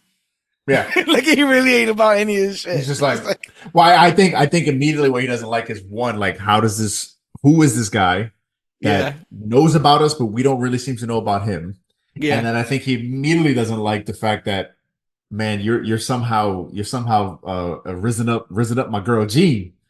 Because And and and Jean, and and there's also a level of unfound confidence in his talking. Like they're right, talking about conspiracy theories, so there's a lot of this is still up in smoke. They're hoping it all happens, but he comes in quite cheery, quite right. like, "Hey, I'm ready to Like, hey, do this hey, thing. Like, where do I sign up?" you guys think you have some ideas. I know some stuff, and they're just like, wait, who are you? How do you know this stuff? Yeah. And your knowledge is making my girl over here all hot and bothered. I can't have Yes. this. I can't have this. Oh, Nick Offerman. So, That's right. uh, I, uh, I I'll set up traps and and no, take he you literally out. like he pulls a gun on him in front of the counter and everything. Like, I was like, oh my god.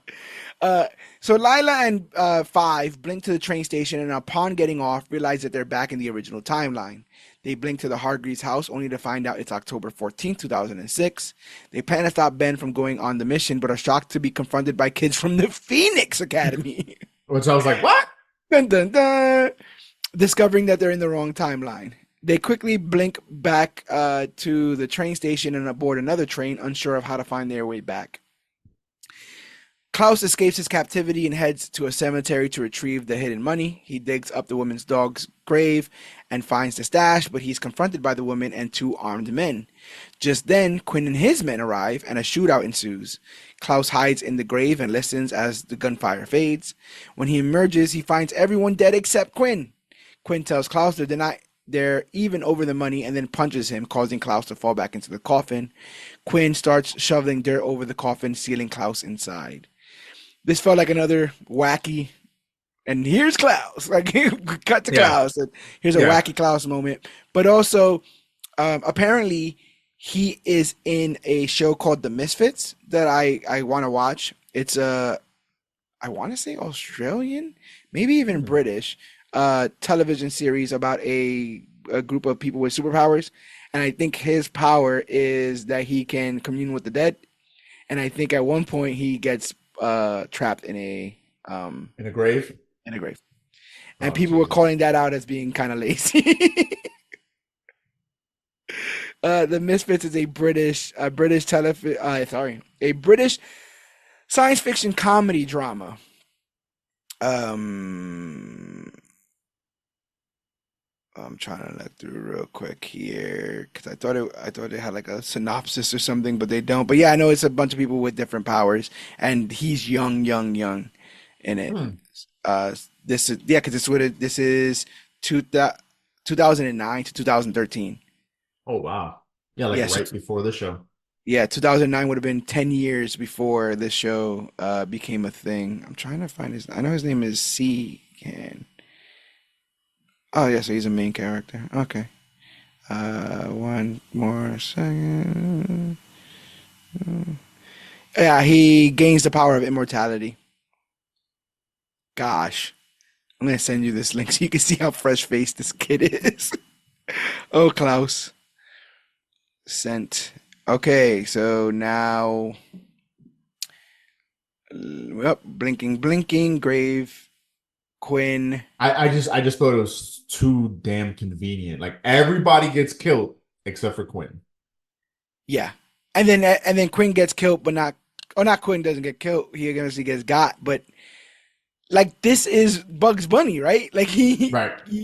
two gangsters come to like kill him, and he just locks himself in the closet and opens the door, and they're all dead. Right. Like it just felt too wonky, too cartoonish for me. But in the train, Lila and Five realize it's an express train as the train speeds up through a warped tunnel. Back at the hotel, Jennifer knocks on Ben's door and they kiss passionately, their powers surging between them. They collapse onto a bed and the burst of red energy erupts and it spreads outside. The explosion triggers car alarms in the parking lot, shatters the hotel windows, and causes the concierge to vomit black liquid before dying. It's Horrible death. one hell of an Horrible orgasm, I death. guess. Like what's going on there? There's a lot going on there. Like I don't Um, feel good. no, no, not at all. This show it does pretty well with its endings. I thought this was a pretty gnarly ending to that episode. Just I'm somebody just vomiting black liquid and dying. yeah. I'm just does Jennifer give her backstory yet at this point? I Or is don't that in the believe next so. episode? I That's the think this is next in the next episode. episode. Yeah. Okay, okay. At Well, one yeah, point, I he just mean, straight up proposes to her. So it's like yeah, I mean, they're getting acquainted I really thought, fast. well, I mean, I thought they did a good job of showing that because even she admitted the same thing. Like, I'm for some reason just drawn to you. Yeah, And even when they're trying to be in separate rooms, you can almost see them like scratching between the walls. To like, I gotta get to this person. yeah. And then when they It's do, very Silk and Spider Man. yes, very good analogy. It was a very Silk and Spider Man esque thing there. I wanted. Let me see. Um, but yeah, the fifth season opens by updating us on Five and Lila's quest to prevent Ben from crossing paths with Jennifer. In their journey, they end up drifting through numerous timelines, unable to return to their original point. After 6 years of navigating time together, they've grown remarkably close, having forged a strong connection through their mutual challenges. Um, it, uh, mhm.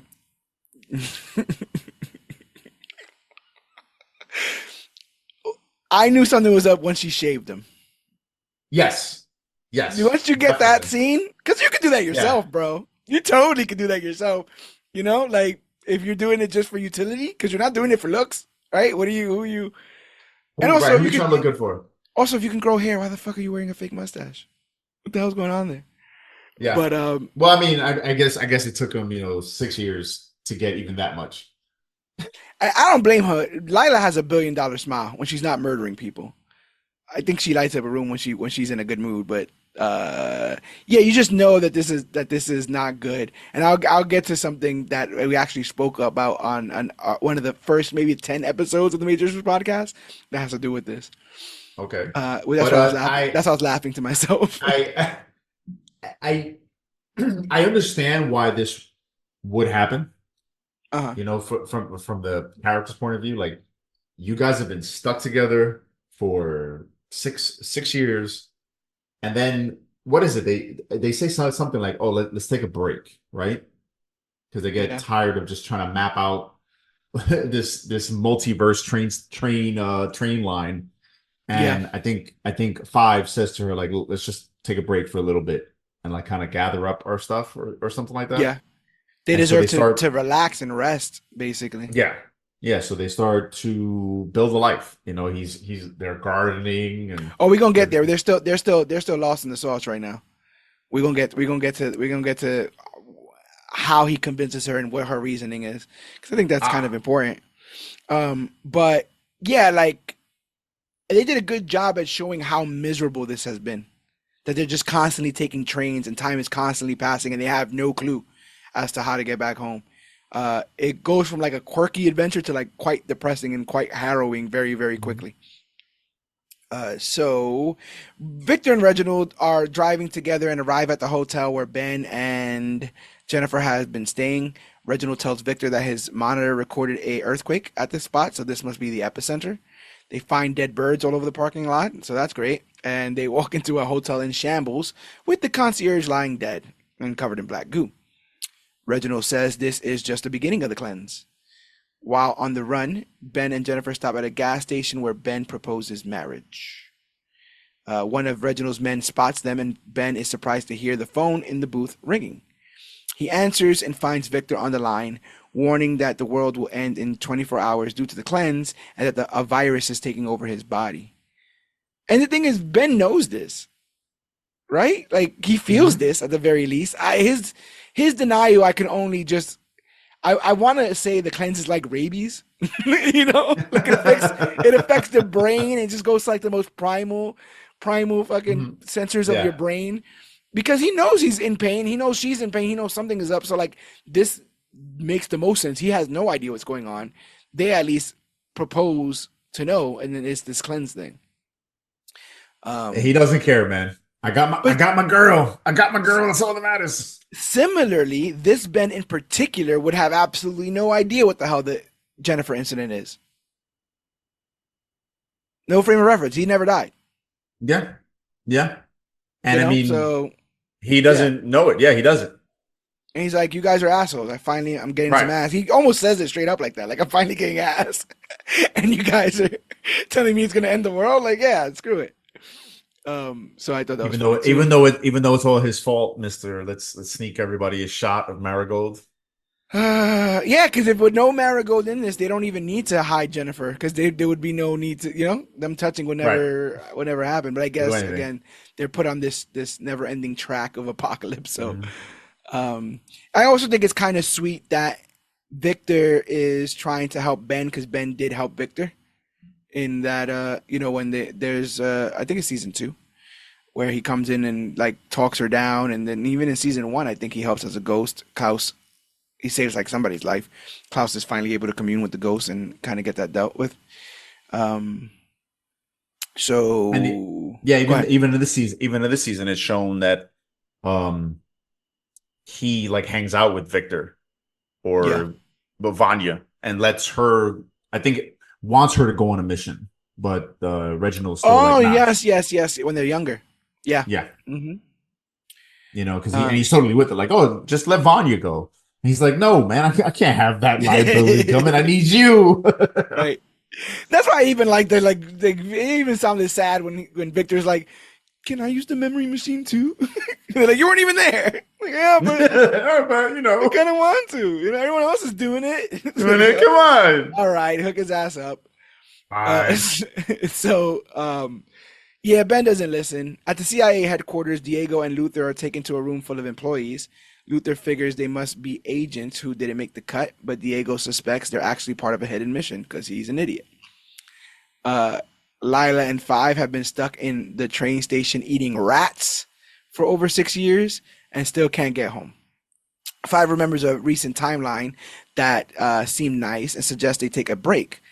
Lila reluctantly agrees to enjoy, that she reluctantly agrees to rest and enjoy a bed and a shower, but makes it clear that she's not giving up on finding a way home.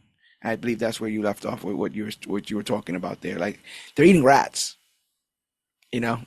Things are not great for them, and the way Five puts it, is rational in my opinion. Was he being 100% here? Or was he already kind of feeling what was going on? I think he was liking it, right? He's got this girl all to himself. He's got his mission, so to speak.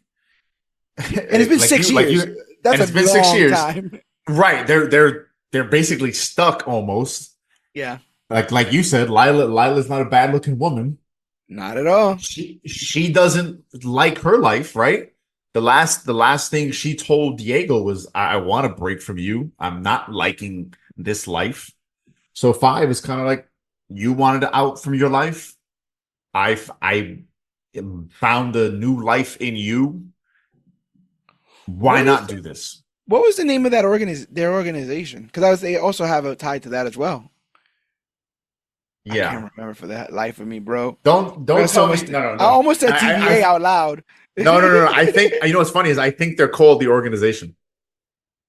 I'm trying to I see. feel like So that I the handler works for the Temps Commission, but I think they were called the Commission for the most the part. commission, right, right. Yeah, Commission, the Commission. organization, same Yeah, thing. yeah. But I think that is they share that as well. They share that very unique Yeah, experience of working for the yeah. Commission. Um, and so Allison and Claire search for Klaus, and Allison breaks into the building where Quinn had him locked up. As she walks through the hall, she sees people using drugs and is caught off guard when Quinn appears and knocks her out with a bat. She tries to use her powers, but is too weak. This was all a very strange scene for me because I'm like, oh, he just hit him really hard in the head. And then they Yo, kind of, with a bat, yeah, I was like, damn. she like took that on the And chin. Like, she she's didn't and get knocked down. She was her powers are all like beep beep beep beep. short circuiting. Yeah, yeah. It's like, oh damn. But then, It's- like, so her powers short circuit a bit, and then Claire shows up, swings at Quinn, which gives Allison a chance to recover and use her powers. The minute, Cog, that Quinn made the line about like, "Oh, you're a ball buster, ain't you?" I'm like, oh, it's gonna yes. this It's is not gonna exactly end what's gonna well. happen. Yeah, this is exactly what's gonna happen. And so, she pins him to the wall and makes his testicles explode. Proving that she is a ball buster. She demands to know Which where Klaus is. Go ahead. it just reminded me of a Gen V, if Oh you know what I'm yes, talking yes, about. yes. I When he was just like, exploded that oh my. penis. Yeah. Oh, and boys when the penis exploded as well. So demanding Klaus's location, Allison gets the answers that she needs. Five and Lila are living it up in a peaceful timeline, munching on strawberries and tending to some plants. They share their first ever kiss, and their romance really takes off. Five even makes a bracelet for her. When Five goes back to the train station for more supplies, he finds a journal with his handwriting on how to get home. Lila shows up and he hides the journal, acting like he didn't find anything. I feel like that's a plot to something, and I can't remember what. You mean to They another? You mean to another movie? or a show. Like Hmm. they could have escaped this entire time, but the person liked their company or something. I feel it's like it's like scratching right there Hmm. in the front of my Is brain. it? But It kind of reminds me a little bit of Passengers, maybe. I've heard that might be the twist of that, right? Is that Chris Pratt, Chris Pratt and Jennifer Lawrence? Jennifer Lawrence. Yeah, Yeah, it where might be. he's It might be that. yeah. This is There's something like that. there's a show that I thought was really awesome that kind of fell off the rails called The Yellow Jackets. I heard about Um, that show. I yeah, never seen it. it's you know you're familiar with Lord of the Flies. Yeah. So it's Lord of the Flies with high school girls. Hmm. They're a soccer team and their plane crashes in the Canadian wilderness, and they have to from that moment, you know, survive, eat, and it after a time jump, it is revealed that they have become cannibals. Oh. And so your enjoyment of the show is watching from day one when they land how they get to what they've already shown happens 5 years later. Hmm. And at one point, without spoiling too much, uh, a very dorky outcast character is finally valued because she knows like first aid and stuff, and like rudimentary science and stuff. So she's being super valued. So she finds like the SOS signal and she smashes it because she's like, for the She's first like, ah, time, I'm important. go back to my dorky life, or I could stay here where I'm important. Two questions that I need to get your temperature on. Question number one: what do you think about the "Don't make it weird" comment? She says, Um, "Don't make it weird" when it's they kiss, and he yeah, says, yeah. "It's is it weird?" And she It says, weird? "No," It or says something like that. no. So she says something along the lines of like the fact that it isn't weird Is makes it weird. weird, right? Yeah. I I'm sorry. mean, I'm about to. I'm like, I don't like these two together. But anyway, sorry. My it's Durango and a Marigold is I going back look. up in my system. It's a relationship of circumstance, right? A That's the hundred only percent. reason this is happening. This is not something that would have happened on its own. This is happening because, hey, I'm a guy, you're a girl, we've been stuck together for 6 years. What's up? We're getting close because of that. Because of that whole dynamic is happening in front of us. So they've built this relationship, so that's why it's not weird. It should be weird. It's weird to us, right? This is all from our perspective. This is happening in the span of what, 40 minutes, Yeah. right? You know what I mean? And for us, this is something that shouldn't be happening. It's completely wrong. But from their perspective, right? You put yourself in the character's place.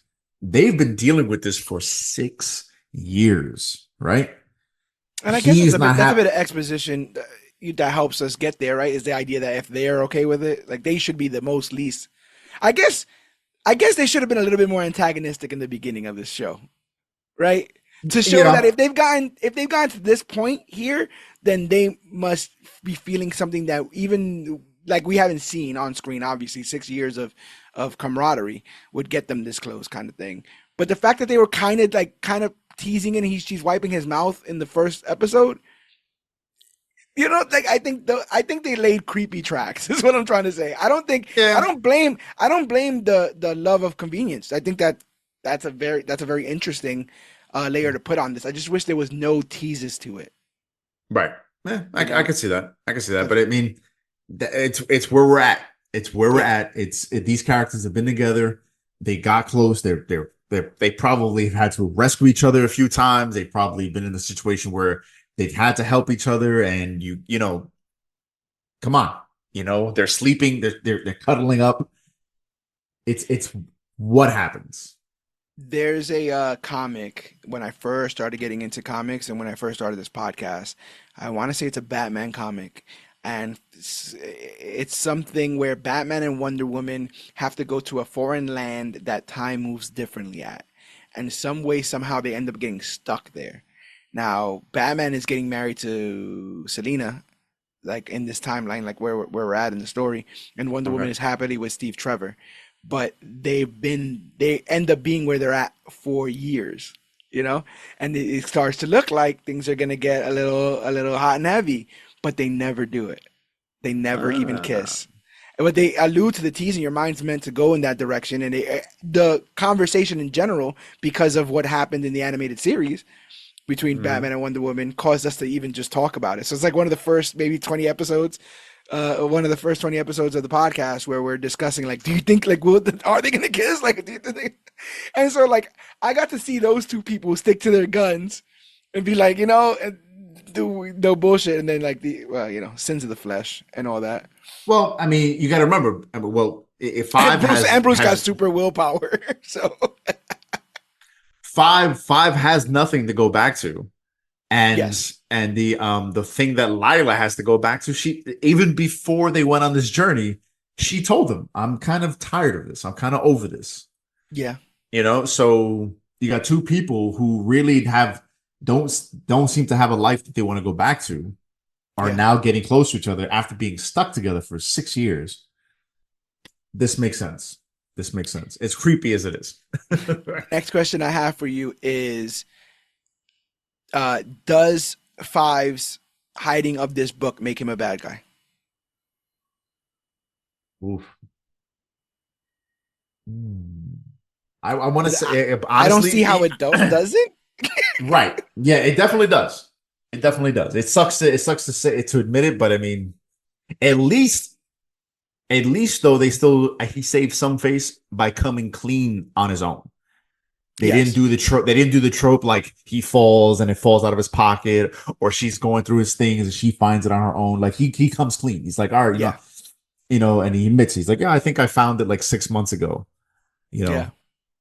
know, Which so it's means, like yeah, for 6 months they could have been back home, but what's 6 months to right, 6 years, right? exactly, uh, exactly. At the CIA, Luther sneaks around another floor and starts digging through some files. Ribbons catches him and plans to take him back to Diego. However, things take a turn in the elevator when Ribbons touches Luther's shoulder and Spaceboy spots an umbrella tattoo, revealing Ribbons to be one of the keepers. The elevator doors open and more men get in, leading to a brawl. Luther fights them off. I made me think of Captain America Winter A Soldier. 100%, 110%. And he is Does kind of like anybody the cap of their team. Sorry. does anybody want to get off before we begin? Yes. No takers? If you would have just said Hail Hydra, it would have It been could have kosher. all, bro. It would have all been over. It would have all been over. So, yeah, the elevator doors open and more men get in, leading to a brawl. Luther fights them off, killing most of them, and rushes to find Diego. Once the brothers are reunited, they do their best to combat the keepers, but ultimately escape with their lives. It felt like they did not have an action scene planned for this, so then they made this. Yeah, definitely. And Or that maybe they I don't like the maybe they did and they just didn't have the budget for it. They were like, we can't really yeah. film this. It was a funny action scene, and it was funny to watch them because they all have like Luther's stripper suits, right? And they're all ripping and stuff like that. So, Yeah. so I thought that was funny, I but I never like I'm watching it. I'm like they're just doing it. Like this is not I don't know. yeah, but I mean it leads to the big action scene with Yeah, him and Diego though. So yeah, yeah. they were probably like, look, you can't do both. This is the budget. Which one you gonna keep? Let's keep the Yeah, big one. Let's keep the big one. that makes sense. Allison and Claire manage to free Klaus from his coffin after he finally breaks it open. I love that he used Kill Bill as like a reference. He's like Uma Thurman. Right. I thought that was hilarious. I'm channeling Kill Bill. I'm Yeah. channeling Uma Thurman. It's just like It was that's pretty simultaneously funny. hilarious that he was channeling Uma Thurman and that he thought he did it. Because she opens the thing, right? And he's like, Yeah, he thought he yeah. broke through. He thought he broke through. And he's like, Like no. Jesus. And it was Allison. Are you an I angel? I thought he was gonna kill himself when he was trying to light Oh, yeah. the zip. Yeah. I thought he was Yeah. gonna set the whole thing on fire. Yeah. That's a terrifying position to be in. I've seen Buried. Stuff's, stuff, Yeah, stuff's rough. yeah. Ugh. Um, So Jennifer's not feeling too good in during a car ride with Ben. The side of her face starts glowing red and doing all that craggly lava stuff. In another in You the got a other little time, schmutz. You got a little schmutz on your face. all here. I was joking with a coworker that by the final episode, it just like two people with like horrific STDs just walking Oh, around. ugh. Not great, not great. In the other timeline, Lala surprises Five with a gift for their 7-year anniversary of being lost together. Feeling guilty, Five shows her the journal he had for months, revealing the way back home. Lila is upset he kept it a secret and insists they need to return. Five hesitates, now wanting to face a broken timeline or, in his words, put Lila through a broken marriage. This angers Lila, who points out that their relationship has only been about survival. Lila tells Five that she has children that she needs to return to. Five gets it, but warns that they don't know what they're going back to. It could all be gone. Still, Lila insists that she has to go home. This was a spicy conversation. This is a very spicy conversation. And he says some things I don't think he gets the right to say. And uh, I love the whole, but we don't even know who we're going back to. Bro, bro, that was the whole point. Y'all wouldn't even be on the train if y'all weren't trying to go back. Right, Don't, right. you know, like, Like, when he reveals his plan, like when he reveals what he kept from her, again, thumbs up for being transparent. My issue becomes when she now gives him outright reasons why they should, that he then has combative reasons back. Right. Like, wait. Even though we have this way to go back, why bother? We're Yeah. happy here. Yeah, Yeah, it was kind of rough. and if you said to me offhandedly, knock on wood, like, oh, sometimes my son is annoying, right? And one day you're hanging out with me, like, oh, I really should go get back home to my kids, and I'm like, why? You said he was annoying. There's I don't, knowing, right? I Like, don't get to say that. right. You know what I'm saying? I don't get to use that against you to then, Right. for my gain. So all of that felt very slimy, and I'm like, what's gonna happen when we get to the other side of this? Is he really gonna try to like fight for this? Is he gonna be all mopey and moody? And I think we Right. got both. We kind of got both. We So do. I like how coldly she said survival. I thought that was very Yeah, I mean, admirable by that because yeah, actress. I think it's her way of saying, look, man, the only reason why anything went down was because we're together. That's it. This isn't something natural. This was we're together because we kept each other alive. That Yeah. was it. Had Here's an had had 7 years ago, we've been able to get home. I would have gone home. I was about to say here's another rough sort of question to ask. Do you think um let me see how to put this. Do you think that because she said like all of this was for survival, is that her answer knowing they have a way back? Would that have been her answer if they didn't have a way back? Was it Yeah, always survival for her? yeah, You believe so? I believe so. I'm a little bit on the fence. I wonder if that's something that she told herself, but the longer that they would have went without being able to find anybody, like what do they start to really do? Do they get a cat? Like do they start to Well, do I they start mean, to I guess potentially, but I like to think no matter what, she's still sitting there in the back of her mind, like, all right, this wasn't the mission though. The Mhm. point of this was to figure this multiverse thing out so we can go back and fix things, not so that we could end up together. That's not this. That wasn't the purpose of this at all. So why why is that? I mean, to me, it makes perfect sense that she's just like, well, the only reason any of this happens is like what I was saying, survival, circumstance. Yeah. That's the only reason this happens. So I believe it. I believe she's like that. My purpose here wasn't to fall in love with you. Yeah. No. And you're like trying to elongate this time period Hmm. here. Exactly. Meanwhile, Reginald and Victor encounter two burning cars on the road and they stop to investigate. Suddenly, armed men emerge from the woods and start shooting. Victor pushes Reginald back into the car, takes a hit himself, and uses his powers to fend off as many attackers as he can. After moving one of the cars, he drives them away despite his injuries. Reginald confesses to Victor that it was wrong for his other siblings to treat him so poorly. I think that was just for that scene. I think all that was just for him to be nice to Victor, which might be in her contract. Um, who's who's who's whose contract? his contract might be in his contract. Don't Jordan Peterson me.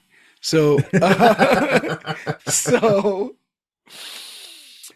Jennifer's pain worsens. So Ben pulls over and takes her into a decrepit department store. Outside, a keeper spots them and makes a call. Ben calls 911 and finds Jennifer in the fitting room, her face burning up. When he lies down next to her to comfort her, his face starts to glow as well. At a fast food spot, Cy confronts Gene in the parking lot about his hostility. Because Gene was like, "You need to get the hell out of here, or I will shoot you. Like I'll make up Yeah. an excuse for why you're not around anymore. But I don't like you. But I like the very Midwestern way in which he put it, like the very matter of fact and even almost polite Yeah, way right. that he put it. Um. So, but yeah, he stabs him as Gene is Yeah. dying. Cy pulls off his face, revealing it's bum bum bum. Actually, Abigail. It was Abigail all along. All along. That's how that goes, right? Yes, exactly. Exactly. As Gene collapses, Abigail starts to take out his organs to wear his body as her next disguise. Just a couple weeks ago, I told you I saw the most disgusting shape-shifting portrayal. And now we're just seeing chunks of meat fly across the screen as she gets ready to put on this Gene outfit. That's I right. had no An idea that that's outfit. what she was doing next.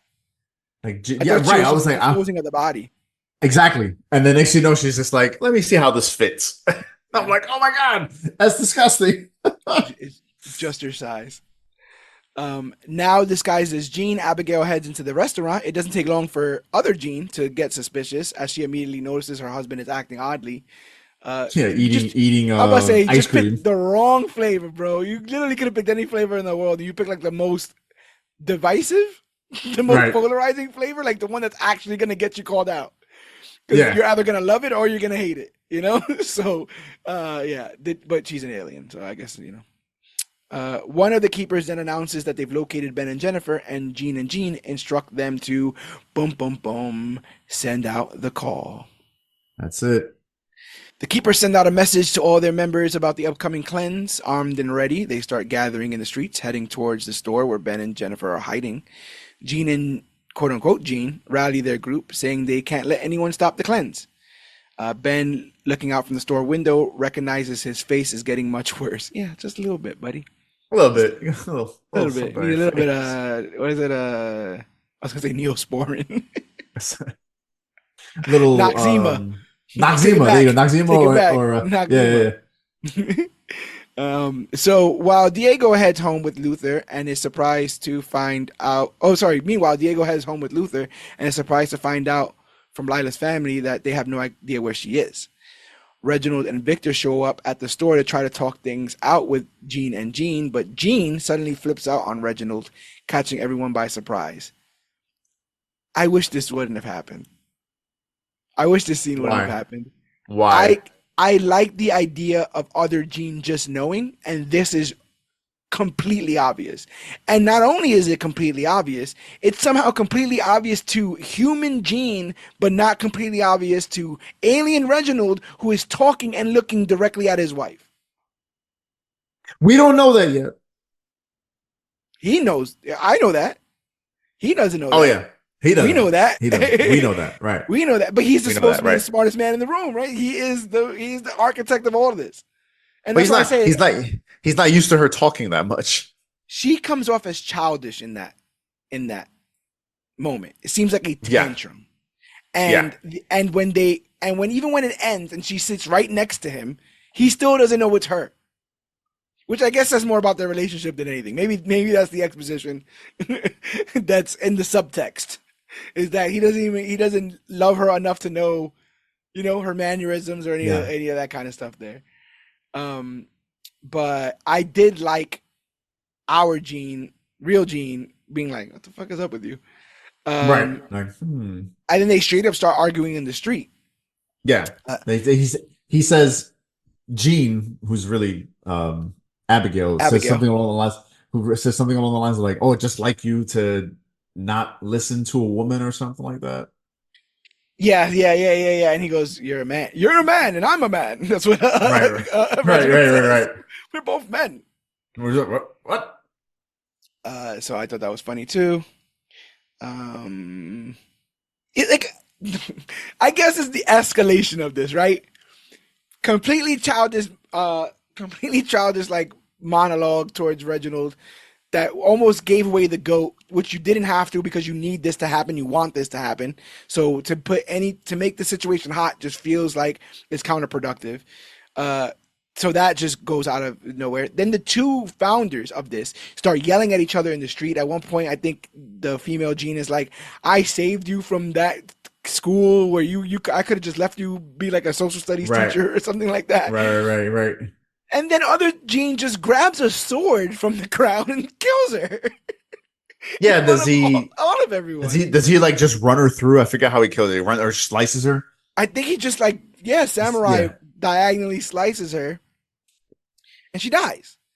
yeah, Those beautiful winter coats are all now destroyed. yeah. They were like Sherlins or something like that. Really Yeah, nice. yeah. Um, Man, but yeah, just cuts her in the street and everyone's like, what did you do? And he's like, what? the non-believers got to her, That's and right. she was acting kind of funny. So yes. And then it was like, but she started it, and she goes, "I love this is the smartest line Abigail did in the entire show," because they were like, "She started this movement." He was like, Yeah, but it takes a lot more to, follow through or to finish it. Yeah, And I was yeah, like, yeah, yeah, yeah. well, yeah, that Damn. was pretty good. That was pretty good. Meanwhile, Five and Lila get back to her place, but Lila is nervous to go inside, worried her kids won't love her like before. Um, it's got to be rough when you've been unfaithful to come and pretend that you haven't been. It's got to be rougher when you've been unfaithful for 6 years. Maybe not 6 years. Maybe Well, all this has it, happened it- in the last year or so. At yeah, least well, six yeah, months. At least 6 months. 'Cause yeah, that's how long he's yeah. withheld the book. Right. So it's got to be hard to be cheating for 6 months, have 6 months of infidelity, um, and then go back in a world where literally there is no passage of that 6 months. She has 6 months of baggage that no one else has. Similarly with him.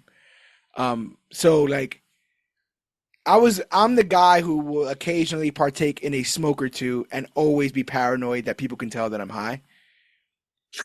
I would be miserable in this situation. I'd be like, Oh they could tell, my. they could tell, Hey, they they could tell that know. we fucked. They know. It's seeding off of Yeah, me. they could just see. They could just see it. How could they not? I know it. He knows it. How could they not see it? So yeah, I in this moment, I get all of her reactions in this moment because again, Yeah, yeah, she's coming with all that baggage that nobody else has. Um, Diego reminds her that it's only been a few hours for them, and then he opens the door, happy to see Lila, and she's relieved to see her kids. Klaus, Allison, and Claire show up too, and everyone seems happy except for Five. Boom, boom, boom. yeah. Because they're at her family's house, Lila's family's house, Yeah, and when yeah, so the whole setup is very like homey, right? There's like you're going home again, yeah, and and like even you like said, she's even the way he she's opens the got. door, it's like, hey, beautiful, like, hey, Hey, I miss you. missed Oh, you. oh, you Hey, what's never, going on? you never talk to me like this. Oh, that's gonna change from now on. And she's just like, Yeah, yeah, he's saying all the worst damn, things. yeah, like, Like to somebody ah, ready to leave the relationship, he's saying all the worst things. I just spent the last year having sex with your brother. Yeah, yeah, yeah. Now I know why they call him Ugh. Five. But so yeah, Victor and Reginald discover that Jean killed Jean. Reginald gives Victor 15 minutes to save Ben, or he'll kill both of them. Bury Reginald. Victor quickly devises a plan, drawing a fake umbrella tattoo on his wrist. He joins the keepers, excuses himself to an alleyway, and then uses the chance to search for a way to reach Ben. When one of the keepers catches him, Victor uses his powers to kill him. He manages to get inside and finds Ben, horrified by what he sees. Ben's basically the Fly. And he's like, nothing's Yeah, wrong. What's right. going on? Why is everybody so mad? And I'm like, bro. Jen looks about the same. Victor just tries to talk, and Ben at one point flips out and like knocks Victor to the ground. Yeah, But he apologizes at one point for yelling. I'm sorry. I'm Yeah, sorry. that's basically what happened. He was like, "No, you're fine. You're fine. You look fine. Don't even worry Yeah, about it's it." okay. It's all right. I know a Um, guy that can fix you. It's okay. why even toss out that the Victor can take the Marigold Durango out plot at all? Hmm. Very strange. Yeah, Because it goes nowhere. But yeah. Lila and But what Five are. I Go ahead. I'm sorry. Something I feel like we because I'm remembering it wrong. Doesn't Jennifer like explain where she came from, how she was in the squid She does she explain how she was in the squid? That'd be or very interesting. something, or where she was from? I feel like her and Ben had a conversation, like explaining like, hey, where I came from, something like it might have been just like a quick line or something. Interesting. Let me see what I can find. I know that she did mention like going from house to house or something at one point, or like the people didn't even care about her. I remember that being said. Yeah. Give me one sec. This got nothing. Uh, bro, they have not. This is like almost sad. They've not done any sort of updating for season four. Not on the official Wikipedia and not on the fandom Umbrella Academy. We're fans of Umbrella Academy Wikipedia. There's no Well, episodes. There's no. it's only been a week. It's only been a week. I don't buy it. I don't buy it. There's no episode descriptions past the sentences that are on Netflix. There's no deep dives on any of the characters. It's just like a void. Wow. When you Well, I go on the mean, when you look at the reviews, this is by far the most divisive, divisive and disliked season. So they so when you go to the regular Wikipedia for this, each season has its own page. right, It'll show you the list of episodes, but above the list of episodes, you can click the full season and it'll give you, you right, know, there's no link for season 4. really. There's no page for, so it's not even like an open book where you can then write in stuff. They've not made a page. Go to the Wikipedia. It's like the most disheartening thing. You can see links to I'm each looking one. at it. I'm looking at it. I'm looking at it. Yeah. You see? There's no descriptions. There's no one's written anything. No one's talking about it. And people love to run to Wikipedia to fill things in and nothing, bro. I Absolutely mean, nothing. So people are busy, man. yeah, okay. They're busy watching that Craven trailer. But so I've seen it five like and 15. oh god, Five and Lila are clearly awkward around each other, and the tension is obvious.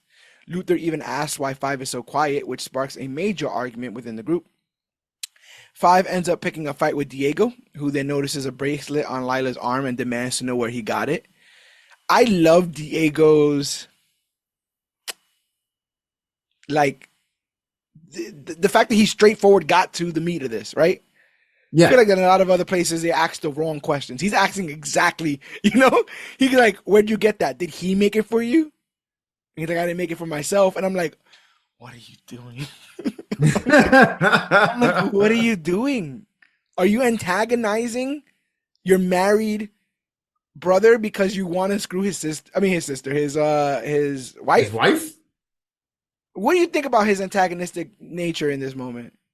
Oh, he's pissed. I mean, it's messed up. It's wrong, but he's pissed. You know, he had the most to lose in the situation, right? Because he look how much he gained. This is somebody Yeah. who had no life. His whole life was a mission. And now his mission led him to, oh wow, I basically got a real girl, not a Yeah. mannequin. Not a mannequin, a real girl. And I'm happily stuck here. We don't have a way out. Why go back to it? You're not happy with that dummy. My brother's a dummy. I'm smart. We can have fun. We can have all these things together. Oh, you choose the instance I show you a way out, you choose to go back to the life that you were complaining about. And now I have to sit here and Act like just nothing ever happened. right. Yes, but he's pissed. Keep going to your daughter's birthday parties and act like we never screwed.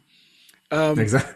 but another point that I guess you could make for Five is the idea that their entire reason why they're on that train is to prevent the apocalypse, which means that Right. that was always the end goal for this universe, and they never did find a way a fix, right? No. So in Five's mind, playing Five's advocate, all the other timelines in the world are going to end, and they found one where they could be together and everything's okay. And he's somebody who has quite literally gone from apocalypse to apocalypse even before her, you know. Yeah. Yeah. And so yeah, I can dig on that. Even though again, being an absolute jerk, and again, I'm rooting for Diego in this moment. I'm like, whoop his ass. Yeah, I'm for real. like, whoop his ass, bro. Like, what's going on here? Because he questions if anything has gone on between them, and they get quiet, and the rest of the siblings like huddle together and like Like, they're all shocked. They're getting the tea. Um, Even Lila's family starts staring when Diego accuses her of cheating. oh, Lila, Lila tries to explain, but when Diego asks if she loves Five, she does not answer. Is that because it's a clear yes, or is it because she doesn't know? I think it might be because she doesn't know. Because I mean, it not because of so much what happened with Five, but you gotta remember, in that time, it's been maybe a half a day since she told him, "Hey, I don't know if I want to break from this. I want to be away from this." Yeah, You know, so yeah, I don't think it has so much to do with what happened with Five. I think it's just her own inner turmoil over it. Because remember, even when Five shows her the book and she's coming up with reasons why they have to go back, she never says anything about Diego. no, She she says, uses "I the got kids. kids. I got to go back to my kids." Yeah, And she uses his name. Like she's like, I got kids, five. You know? Right. It's like this is a non-negotiable and you know it too. That's the reason why Right. I'm saying it. We could argue Diego back and forth. You can't argue about the kids. Right. And in the Uh, end, who does she end up saving? Her the kids. kids. Yeah. So, 5 Diego and Lila's conversation gets interrupted when Claire tells everyone to look at the TV. The news is talking about Ben and refers to the keepers as protesters. The siblings rush to the store, and soon after, the keepers start shooting at their van. 5 brings them into the store where they are horrified to see what's become of Ben and Jennifer. Victor tries to pull the Durango from Ben's arm, but it doesn't work. But he does see like a image, like a vision. Suddenly, Reginald orders the shot, and Ben is hit but doesn't kill him. Instead, Ben and Jennifer start merging into a larger, more terrifying creature that none of the siblings can stop. And not only that, every time you seemingly cause this thing physical damage, it grows bigger. Right. It's horrifying in that sense, and it doesn't like bite things. It's just like all encompassing. It just Mm-hmm. grows and It's the swallows you within it. it's the blob. Yeah, yeah. I said the fly, but yeah, it's all of this. It's It all stuff looks together. it looks like the fly, Yeah, but it acts but like the it's the blob. blob. Yeah, Yeah, yeah. definitely. So, yep, merging into a big It being. does have a mouth though. It does. And at one point, it has two faces. It has both Yeah. Ben and Jennifer's face in it. Meanwhile, Diego and Five start physically fighting over Lila. They just straight up do it. Uh, while the Ben Jennifer creature throws Allison, injuring her. Despite their best efforts, the monster only grows bigger and stronger. Lila eventually yells at Diego and Five, prompting Five to blink away. The other siblings realize that they need to retreat and come up with a plan to stop Ben and Jennifer in their new form. Five ends up at the train station, boards the train, and starts reflecting on his memories with Lila. When the train stops, he spots another version of himself and follows him into a restaurant where he discovers multiple versions of himself. One of them explains that they are all alternate timeline versions of Five. He also reveals that there was originally supposed to be only one timeline, but the siblings have shattered it into countless timelines by repeatedly saving the world. The only way to fix it all is by eliminating the other timelines with what they call the cleanse. Meanwhile, quote unquote, Jean approaches Reginald and reveals that they're actually Abigail. She tells him that dying was what she deserved for creating Marigold and questions why he brought her back. She feels it's her duty to set things right, which is why she sabotaged Reginald's plans to keep Ben and Jennifer apart. Reginald understands and accepts that Abigail has corrected his mistake. Eventually, the cleanse takes them both. What do you think of this moment? These are the I thought it made architects of perfect all of sense. this. I thought it made perfect sense, even with Five. I like the idea that there's just this like almost like a council of reeds, right? You got a council of fives, and the fives are all sitting there going, we're all somehow connected to why this is a problem.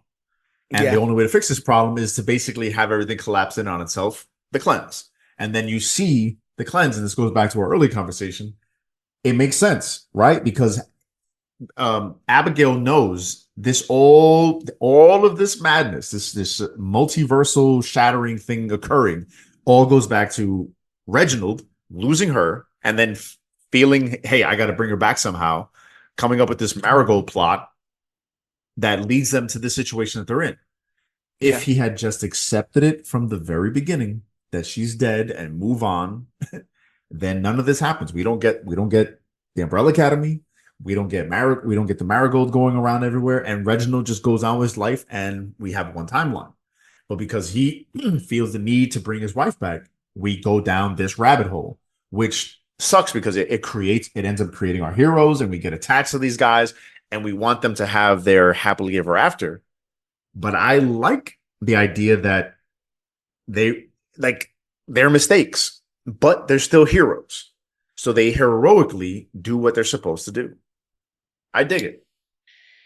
I wish we would have had a moment of Reginald just imploring how important she was to him. And I guess that's just something you kind of grandfather in because you know they were together, they were married, Mhm. and you see Right. he doesn't care about anybody.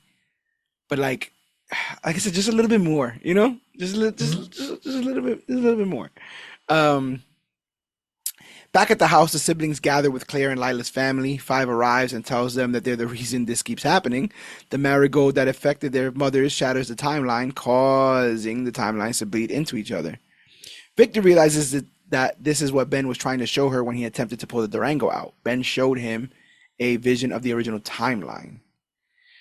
Five tells the siblings they need to let the marigold in their bodies merge with the Durango to cancel each other out. The catch, they'll be worse than dead. They'll be erased from existence. And all the other timelines will vanish too. Despite knowing it's the right thing to do, the siblings are reluctant. My favorite is I think Klaus, who's like, does anyone else not want to do this? Right. Like, Like, I mean, that is rough. It is a rough predicament to be in, right? To realize the way we solve this entire problem is to sacrifice ourselves entirely. I don't like Entirely. it. I don't like the thematic point that proves of these guys just being mistakes that ruin the world. I wanted them to get over their generational trauma and thrive as people in the normal world, and they never got a chance. Which almost, if anyone who resonates with any of these characters, also just tells you that you're kind of screwed. Well, it does suck. You wish they would have all had better character arcs where in the end they all kind of recognize or get over their stuff, right? But the path that they were on this season, it felt like, oh, you kind of just put them all back where they were, right? Luther's a, You a made kind of even a bigger dumb, reasons because I don't think Klaus and Allison ever had beef, but you gave them beef. Diego and Five never had beef, but you gave them. You know what I'm saying? right, You made them have right. beef. You made Ben an absolute asshole, absolute fucking jerk. You know he didn't have to be arrested for all those years. That was a story Well, thing. well, what sucks with Ben is his story's over. Yeah, yeah. And Ben's story's body, it might be the most tragic because to him, another version of people just showed up on his doorstep, killed his original family, said they were his family, ripped them his powers apart, took him to another timeline, and then wouldn't let him screw. And then he died. Like, ah, Not, yeah, it's not the hero's journey I think he was looking no. for in that instance. Well, or for any of them, and I can see that. But again, I think that's just a product of them cutting the season short. And I don't know why they cut the season short. Was that because Umbrella Academy, as far as I know, does get lots of views on Yes. Netflix. So why they got cut from 10 to 6 episodes, I'm like, why? Yeah, other And if shows get. I would say, and if the season had its own Wikipedia, there'd probably be an explanation. I think But as no all one. things, as all things in time, I think it'll be revealed. The show's only still been out for a week, but give it time. I think it'll all come out. How much time do you think it needs to go by for that to get filled out? I just want to see when it does. I'm going to be looking periodically. I want to see when it does. But I I think the lack of rush speaks to people's apathy towards this series. And a lot of people, including someone I spoke to, said that season 3 was a good ending for them. Like that, okay, they don't have powers and they're back in another timeline. They've thwarted a third apocalypse. I guess I didn't like season 3. I was like, No, the hell. Still, no. it tried to me. Tried too hard. Um, I always like the trope of holding hands in the apocalypse, so I'll give them that. I'll give old Hargreaves and Reginald and Allison, or sorry, Abigail. Reginald and Abigail all along. Yeah. Um, so despite knowing it's the right thing to do, like I said, the siblings are reluctant. They ultimately decide to sacrifice themselves, which means Allison says goodbye to Claire, a person that she betrayed her entire family for. And Diego tells Lila she should leave, but she can't because she drank the marigold. She leaves anyway. Um, this is also like, I didn't get this, but she's someone who never had a family. Like that was her whole thing, right? You're Her right. family was killed by the commission, and then she was taken as a child, and Damien waned. Raised as a yes. That's my short cut for child soldier. So she really wants this family, and I'm almost even kind of confused as to what these people mean in another timeline because they do get saved, right? So Yeah. do they remember everyone else? Do they know I don't who they know. are to each other? Yeah, I don't know. Like I Claire's mean, by herself, you know, they where's her get no mom? they get no dialogue, They get to hang out in the but park though. Park looked pretty they fun. do. And I mean, a lot of people are there. A lot of people are there. I don't know. I was yeah, I guess it makes no sense, but at least it gives them one last bit of heroism, especially for Lila. Yeah. You know, because that's what Lila does. She takes Claire and her kids and her parents, shuttles them off, and she recognizes, okay, the only way for them to get saved fully is she has to go back and sacrifice herself as well. Yeah. So it's just I what guess needs to that's happen. the most heroic thing she's done this season, Yeah, possibly. Sacrifice that. yeah. Uh, and cut that man in half, but you know. So, um, I was a bit mad at her though in this instance. Did you have any sort of uh, like were you on her side with this? Like she's when it was perceived that she was gonna leave with her family. Oh hell no! I was pissed. I was like, "Oh, you're ruining the whole plan. Like, what Yeah, are you doing?" And then even for me initially, when I'm like, "Well, what are you trying to do by even prolonging their deaths? right. Like, what's you don't know that they're going to survive in the next world because, I mean, maybe your parents, but like your kids and Claire. Hmm. If there's no Allison and there's no you, where do these kids come from? But I think it's it's that classic. You want to save your family, Yeah. so you just do what you did, and she gets on the train, but then she Yes. gets off because she recognizes, all right, I'm just prolonging the inevitable because if she survives, the cycle just continues. So she's just like, all right, I guess I just gotta accept this and let it go. I know we might have. Yeah, I think we passed it.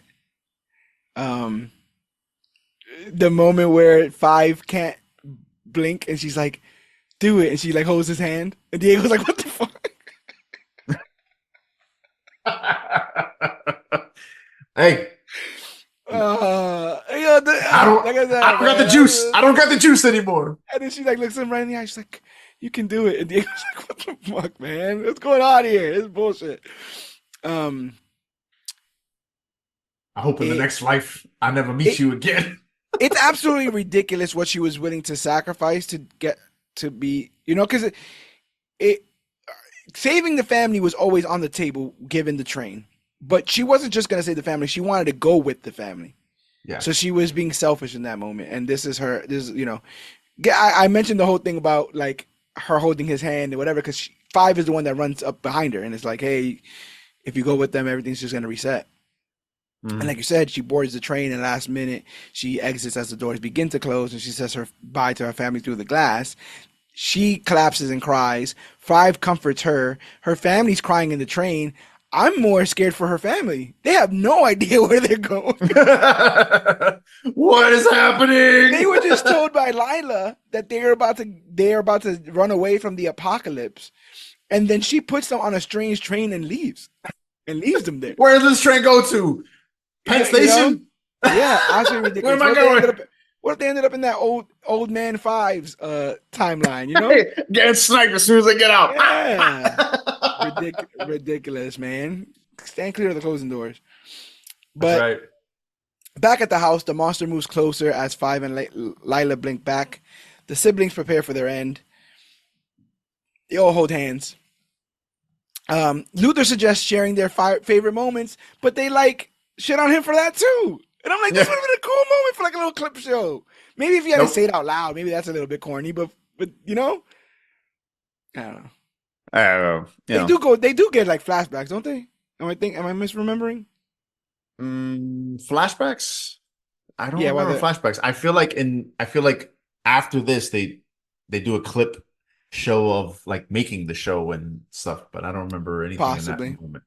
possibly. This is also a very similar ending to Deadpool and Wolverine, so I might be getting my I might be getting I might be getting my signals crossed here.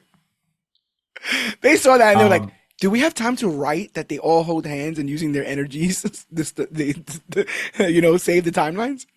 yeah, that Uh, makes perfect sense. Perfect yeah, sense. yeah, yeah. So it's they all power up. They say their final words, and the monster overtakes the house, consuming them. The scene shifts to the original timeline, which Ben had shown Victor.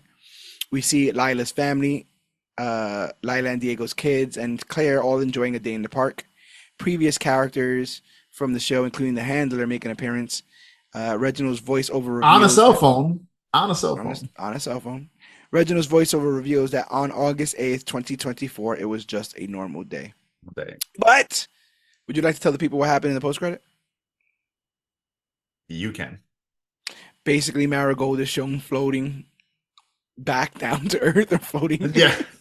around Earth, so people might get powers again. And to be honest, with the way they left a lot of this stuff uncovered, maybe this is the final season of Umbrella Academy. We get something weird and different. We get the Phoenix Academy. We get the Phoenix Academy. This is more like University of Phoenix Online. Yeah, I really liked the credits like montage of pictures. I thought that was really nice and really well done. That Yeah, like I said, I can never trash this show because it's given me so many great moments, and I just wish it just felt like they didn't have a plan with this show. They had a plan for some scenes and maybe some moments, maybe some monologues, but it felt like ultimately, they kind of maybe had to rush. And with you asking earlier about the episode count, I don't think they can get greedy because there's been multiple projects under Netflix that have done tremendous numbers that have not been renewed, straight up canceled after even season one. So this is one of the very, very, very rare shows that gets to make its own ending. So I made it as perfect as it could, I guess.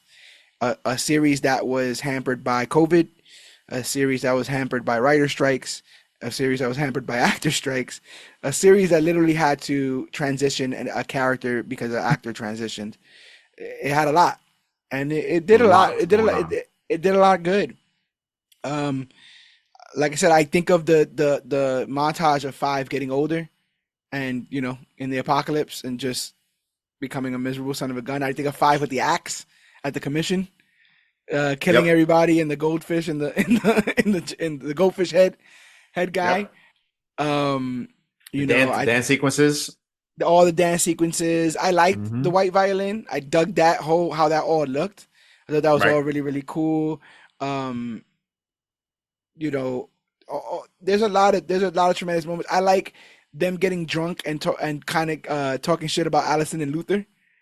I think Allison at one point says, "Well, technically he's not my brother," and then Klaus like, "If you have to use technically, then you already know it's not something that you want that you want to do." Like I love all that, and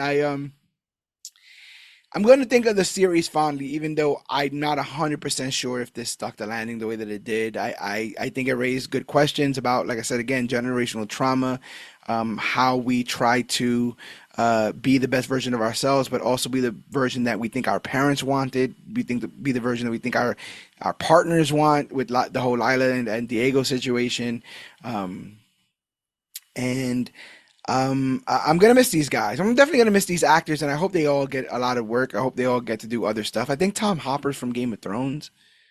He was kind of a minor character in Game of Thrones. Okay. I would like to see Adam Gallagher, who plays Five, in a lot more stuff. Where he gets to kiss other people. Right. Robert Sheehan, I think, has a lot of stuff going on. I'll look up to see what I can find on these other. Oh, he's a year older than me. He is doing Red Sonja. Who is? Robert Sheehan. Robert Sheehan? Really? Yeah. Huh. Are you familiar with Red Sonja at all? Because I'm not. You're not. What? You don't know Red Sonja? I know who that is, but I do not know of her world. I asked the question because he's playing Dragon, and I don't know if that would just immediately be like, "Oh, that's perfect. It's perfect for Dragon." That character, no. I don't know the character. No. Okay, but that's what I meant. The general world of Red Sonja. I mean, if you know Conan the Barbarian, you know Red Sonja. You know. Yeah. He's in it. So he did a series called The Last Bus in 2022. He's doing Red Sonja in 2024. It says this year. It says theatrically released in 2024, but I do not see any release date. And we have what, 4 months left? The same thing's happening Huh. with Hellboy and the Crooked Man. I can't find a release date for that thing, but it says it's coming out this year. Yeah, see, Sheehan, I want to see more stuff. Lila, I want to say her name is Ritu Arya. Hmm. She is in Polite Society. If you haven't seen that, that is fun as hell. It's a banger of a movie of a uh where is it? Martial arts in training, Ria Khan believes she must save her older sister Lena from an impending marriage. After enlisting the help of her friends, Ria attempts to pull off the most ambitious of all wedding heists in the name of independence and sisterhood. She doesn't like that her sister's dating a guy. Seemingly her personality is changing. And Lila plays the older sister. It's really, really funny. It's really quirky. It's really fast. It's called Polite Society. It came out last year, I want to say. Last So it's year. not, Yeah, that's what I was yeah. listening. And she was in Red Notice. I never saw that. I saw Red Notice. I don't like Red Notice, but I don't Yeah. like Dwayne Johnson. So She was in Barbie. I can see that. I don't wouldn't be able to Hmm. picture when. Was she like the president or something? No, I don't know. I don't Interesting. remember. You know? Um, let's one more one. I've never ever seen David Castellaneta in anything. He's Uh, familiar. I'm trying to remember where I saw him he's gonna before. be in Ballerina, the John Wick spinoff. Okay. He was in The Guilty. He was in a bunch of stuff I've never seen. We Die Young, The Tax Collector, Freaks of Nature, End of Watch. He was in. He plays Mexican cowboy in that. He's in Poker Face, the show, which I've never seen. Most Dangerous Game, the show. He was in episodes of Robot Chicken, but yeah, Jane the Virgin. There's not really much I've seen that he's been Yeah. in. No. So yeah, hopefully they all get a lot more work. I thought he was really good too, but I wish they played him more as like the macho that is playing macho. Right. They turn him into like the macho who's playing dumb or playing smart, Yeah. I guess. Yeah. Yeah. Any last words for our Hargreaves family before we close this book? I don't know if I you'll would ever have say anything else to say. no, well, I would say the show is still worth watching. It's only I four agree. seasons, a total of 36 episodes. Yeah. And definitely if you want to get more into this family, you can read their origins, the Umbrella Academy, the Apocalypse Suites, Dallas, Hotel Hotel Oblivion, Oblivion. and there is even another story written by Gerard Way where it's a side story about Klaus. What came out recently, didn't it? Relatively recently, yeah, More it's recently than the more, others. yeah, yeah, Yeah. um, yeah, and it's all about some of his adventures by himself. So solo, Okay. kind of a solo series. Forgot what it's called, but yeah, they're all out there. They're all worth reading, I think and so.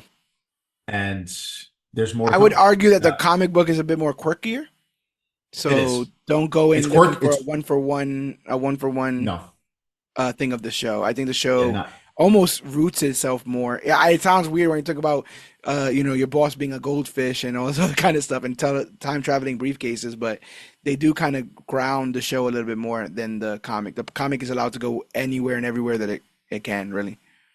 yeah, no. The comic book, yeah, definitely just kind of is out there. Yeah. Especially like the it's crazy to think that volume one is the most grounded. But then Yeah. where they take Dallas and Hotel Oblivion, it Especially just Hotel goes out Oblivion. there.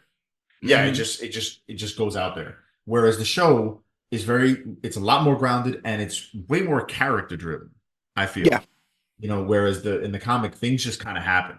It's just It like, kind oh of yeah, reminds me man. of the boys in that respect. They really paid more attention to the relationships in this, and that's where they pull their drama from than what's on the page to be a plot.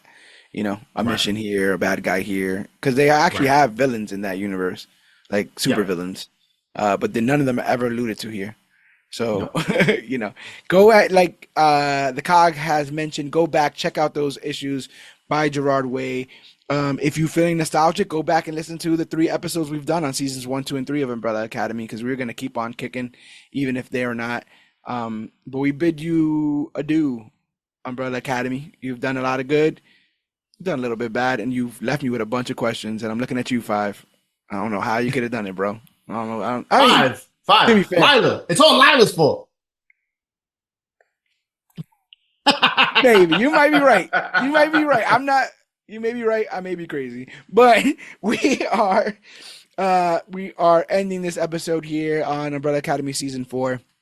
Thank you for everyone who is watching live on Facebook as we continue this experiment doing major issues live each and every week. I'm having a blast doing it. It's really, really fun. And it allows other people to engage with us and engage with the content that we produce each and every week as part of ComicBookClique.com. So thank you guys for watching live. If you have, immediately after this, I'm going to process this and get the audio version out, and then everyone can listen to the Major Issues podcast, which comes out every single Thursday. Knock on Vibranium. Also brought to you by ComicBookClique.com. We've been covering all the latest and greatest things to come to comic books and comic book media since roughly around 2017, and gone back and even covered things from further even beyond that. So have fun, look through all of our stuff. We're going to be doing this a lot. We're going to be doing this a lot, covering a lot of the good stuff. We still got a bunch of stuff I got to put on the calendar for this next season. My Adventures with Superman wasn't on there. Cape Crusader wasn't on there. We got to figure out when Agatha's finishing up. That's dropping very, very soon. Craven, if people are going to put a gun to my head, Yes. it's going to cover that. But yeah, guys, look forward to those announcements coming soon. And the only way you can know what we're going to be up to next is to follow us all over social media: Facebook.com/ComicBookClique, Instagram at ComicBookClique, or use that hashtag ComicBookClique to talk about the newest, hottest, latest, and greatest things to come to comic books and comic book media. I'm at Major Issues CBC on Twitter, but also at Major Issues CBC on Twitch. Might be playing some games soon, so pay attention to that. We got CBC All-Star Asa killing the game as well, and when he's ready to launch his complete video game channel, we'll be linking that with every episode's show notes. But if you go into the show notes right now, you see all the ways you can contact us. And don't forget, the Major Issues podcast is not just available on Podbean, which mostly hosts us, but it's available wherever podcasts are found. Podcast Addict, Spotify, YouTube, TuneFind, and more. If you just Google Major Issues Podcast, we become the first ones to pop up. If you Google Comic Book Click, we're the first ones to pop up. Either one will take you to the content that we provide you guys free of charge. All we ask for is your enthusiasm by telling a friend to tell a friend, or rating and reviewing us on iTunes, because it's the quickest way to grow as podcasters and find out what you like and what you don't.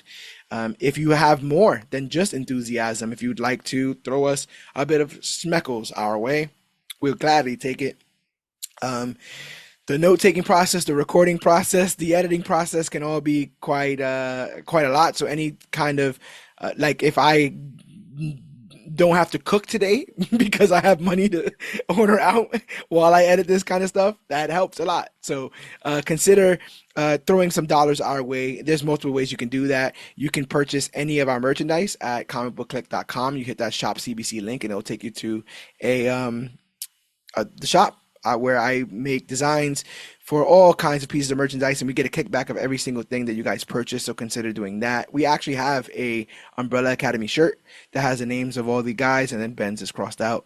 So consider getting that. It's a little bit sad, but yeah, we get a kickback of all that. If you just want to give us cash straight up, consider being a Patreon, no, Patreon, on patreon.com. That's CBC Clubhouse. Patreon.com/CBC Clubhouse. The link will be in the show notes, but it's our official Patreon, and it helps us afford the hardware and the software that we need to keep providing you guys content free of charge, and that's what we're trying to do. We're trying to keep all this stuff out of being under a pay window, to the point that we used to just do the audio version of the podcast, and now we have this, which gives you guys, live version, no scuffs, no bluffs. So as we continue to come up with innovative ways to give you guys content, we appreciate any way that you guys could support us, whether it's, again, sharing us or telling a friend or rating and reviewing us on iTunes, because that's how other people end up finding us. I've been to the future where we do become the latest and greatest things to come to comic books, comic book media, but I can't tell you how we do it, because then I get put in one of those diners like Five was, but I'm just surrounded by Dwayne Johnsons, and they're all trying to convince me to watch their next film, which I know is going to be terrible. It's going to be so bad. Black Adam 2. Black Adam 2. Black at it. It's what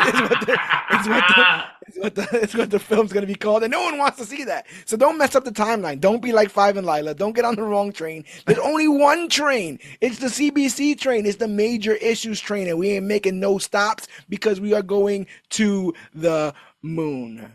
But My name is George Serrano, aka The Don. And I'm Alex Garcia, aka The Cog.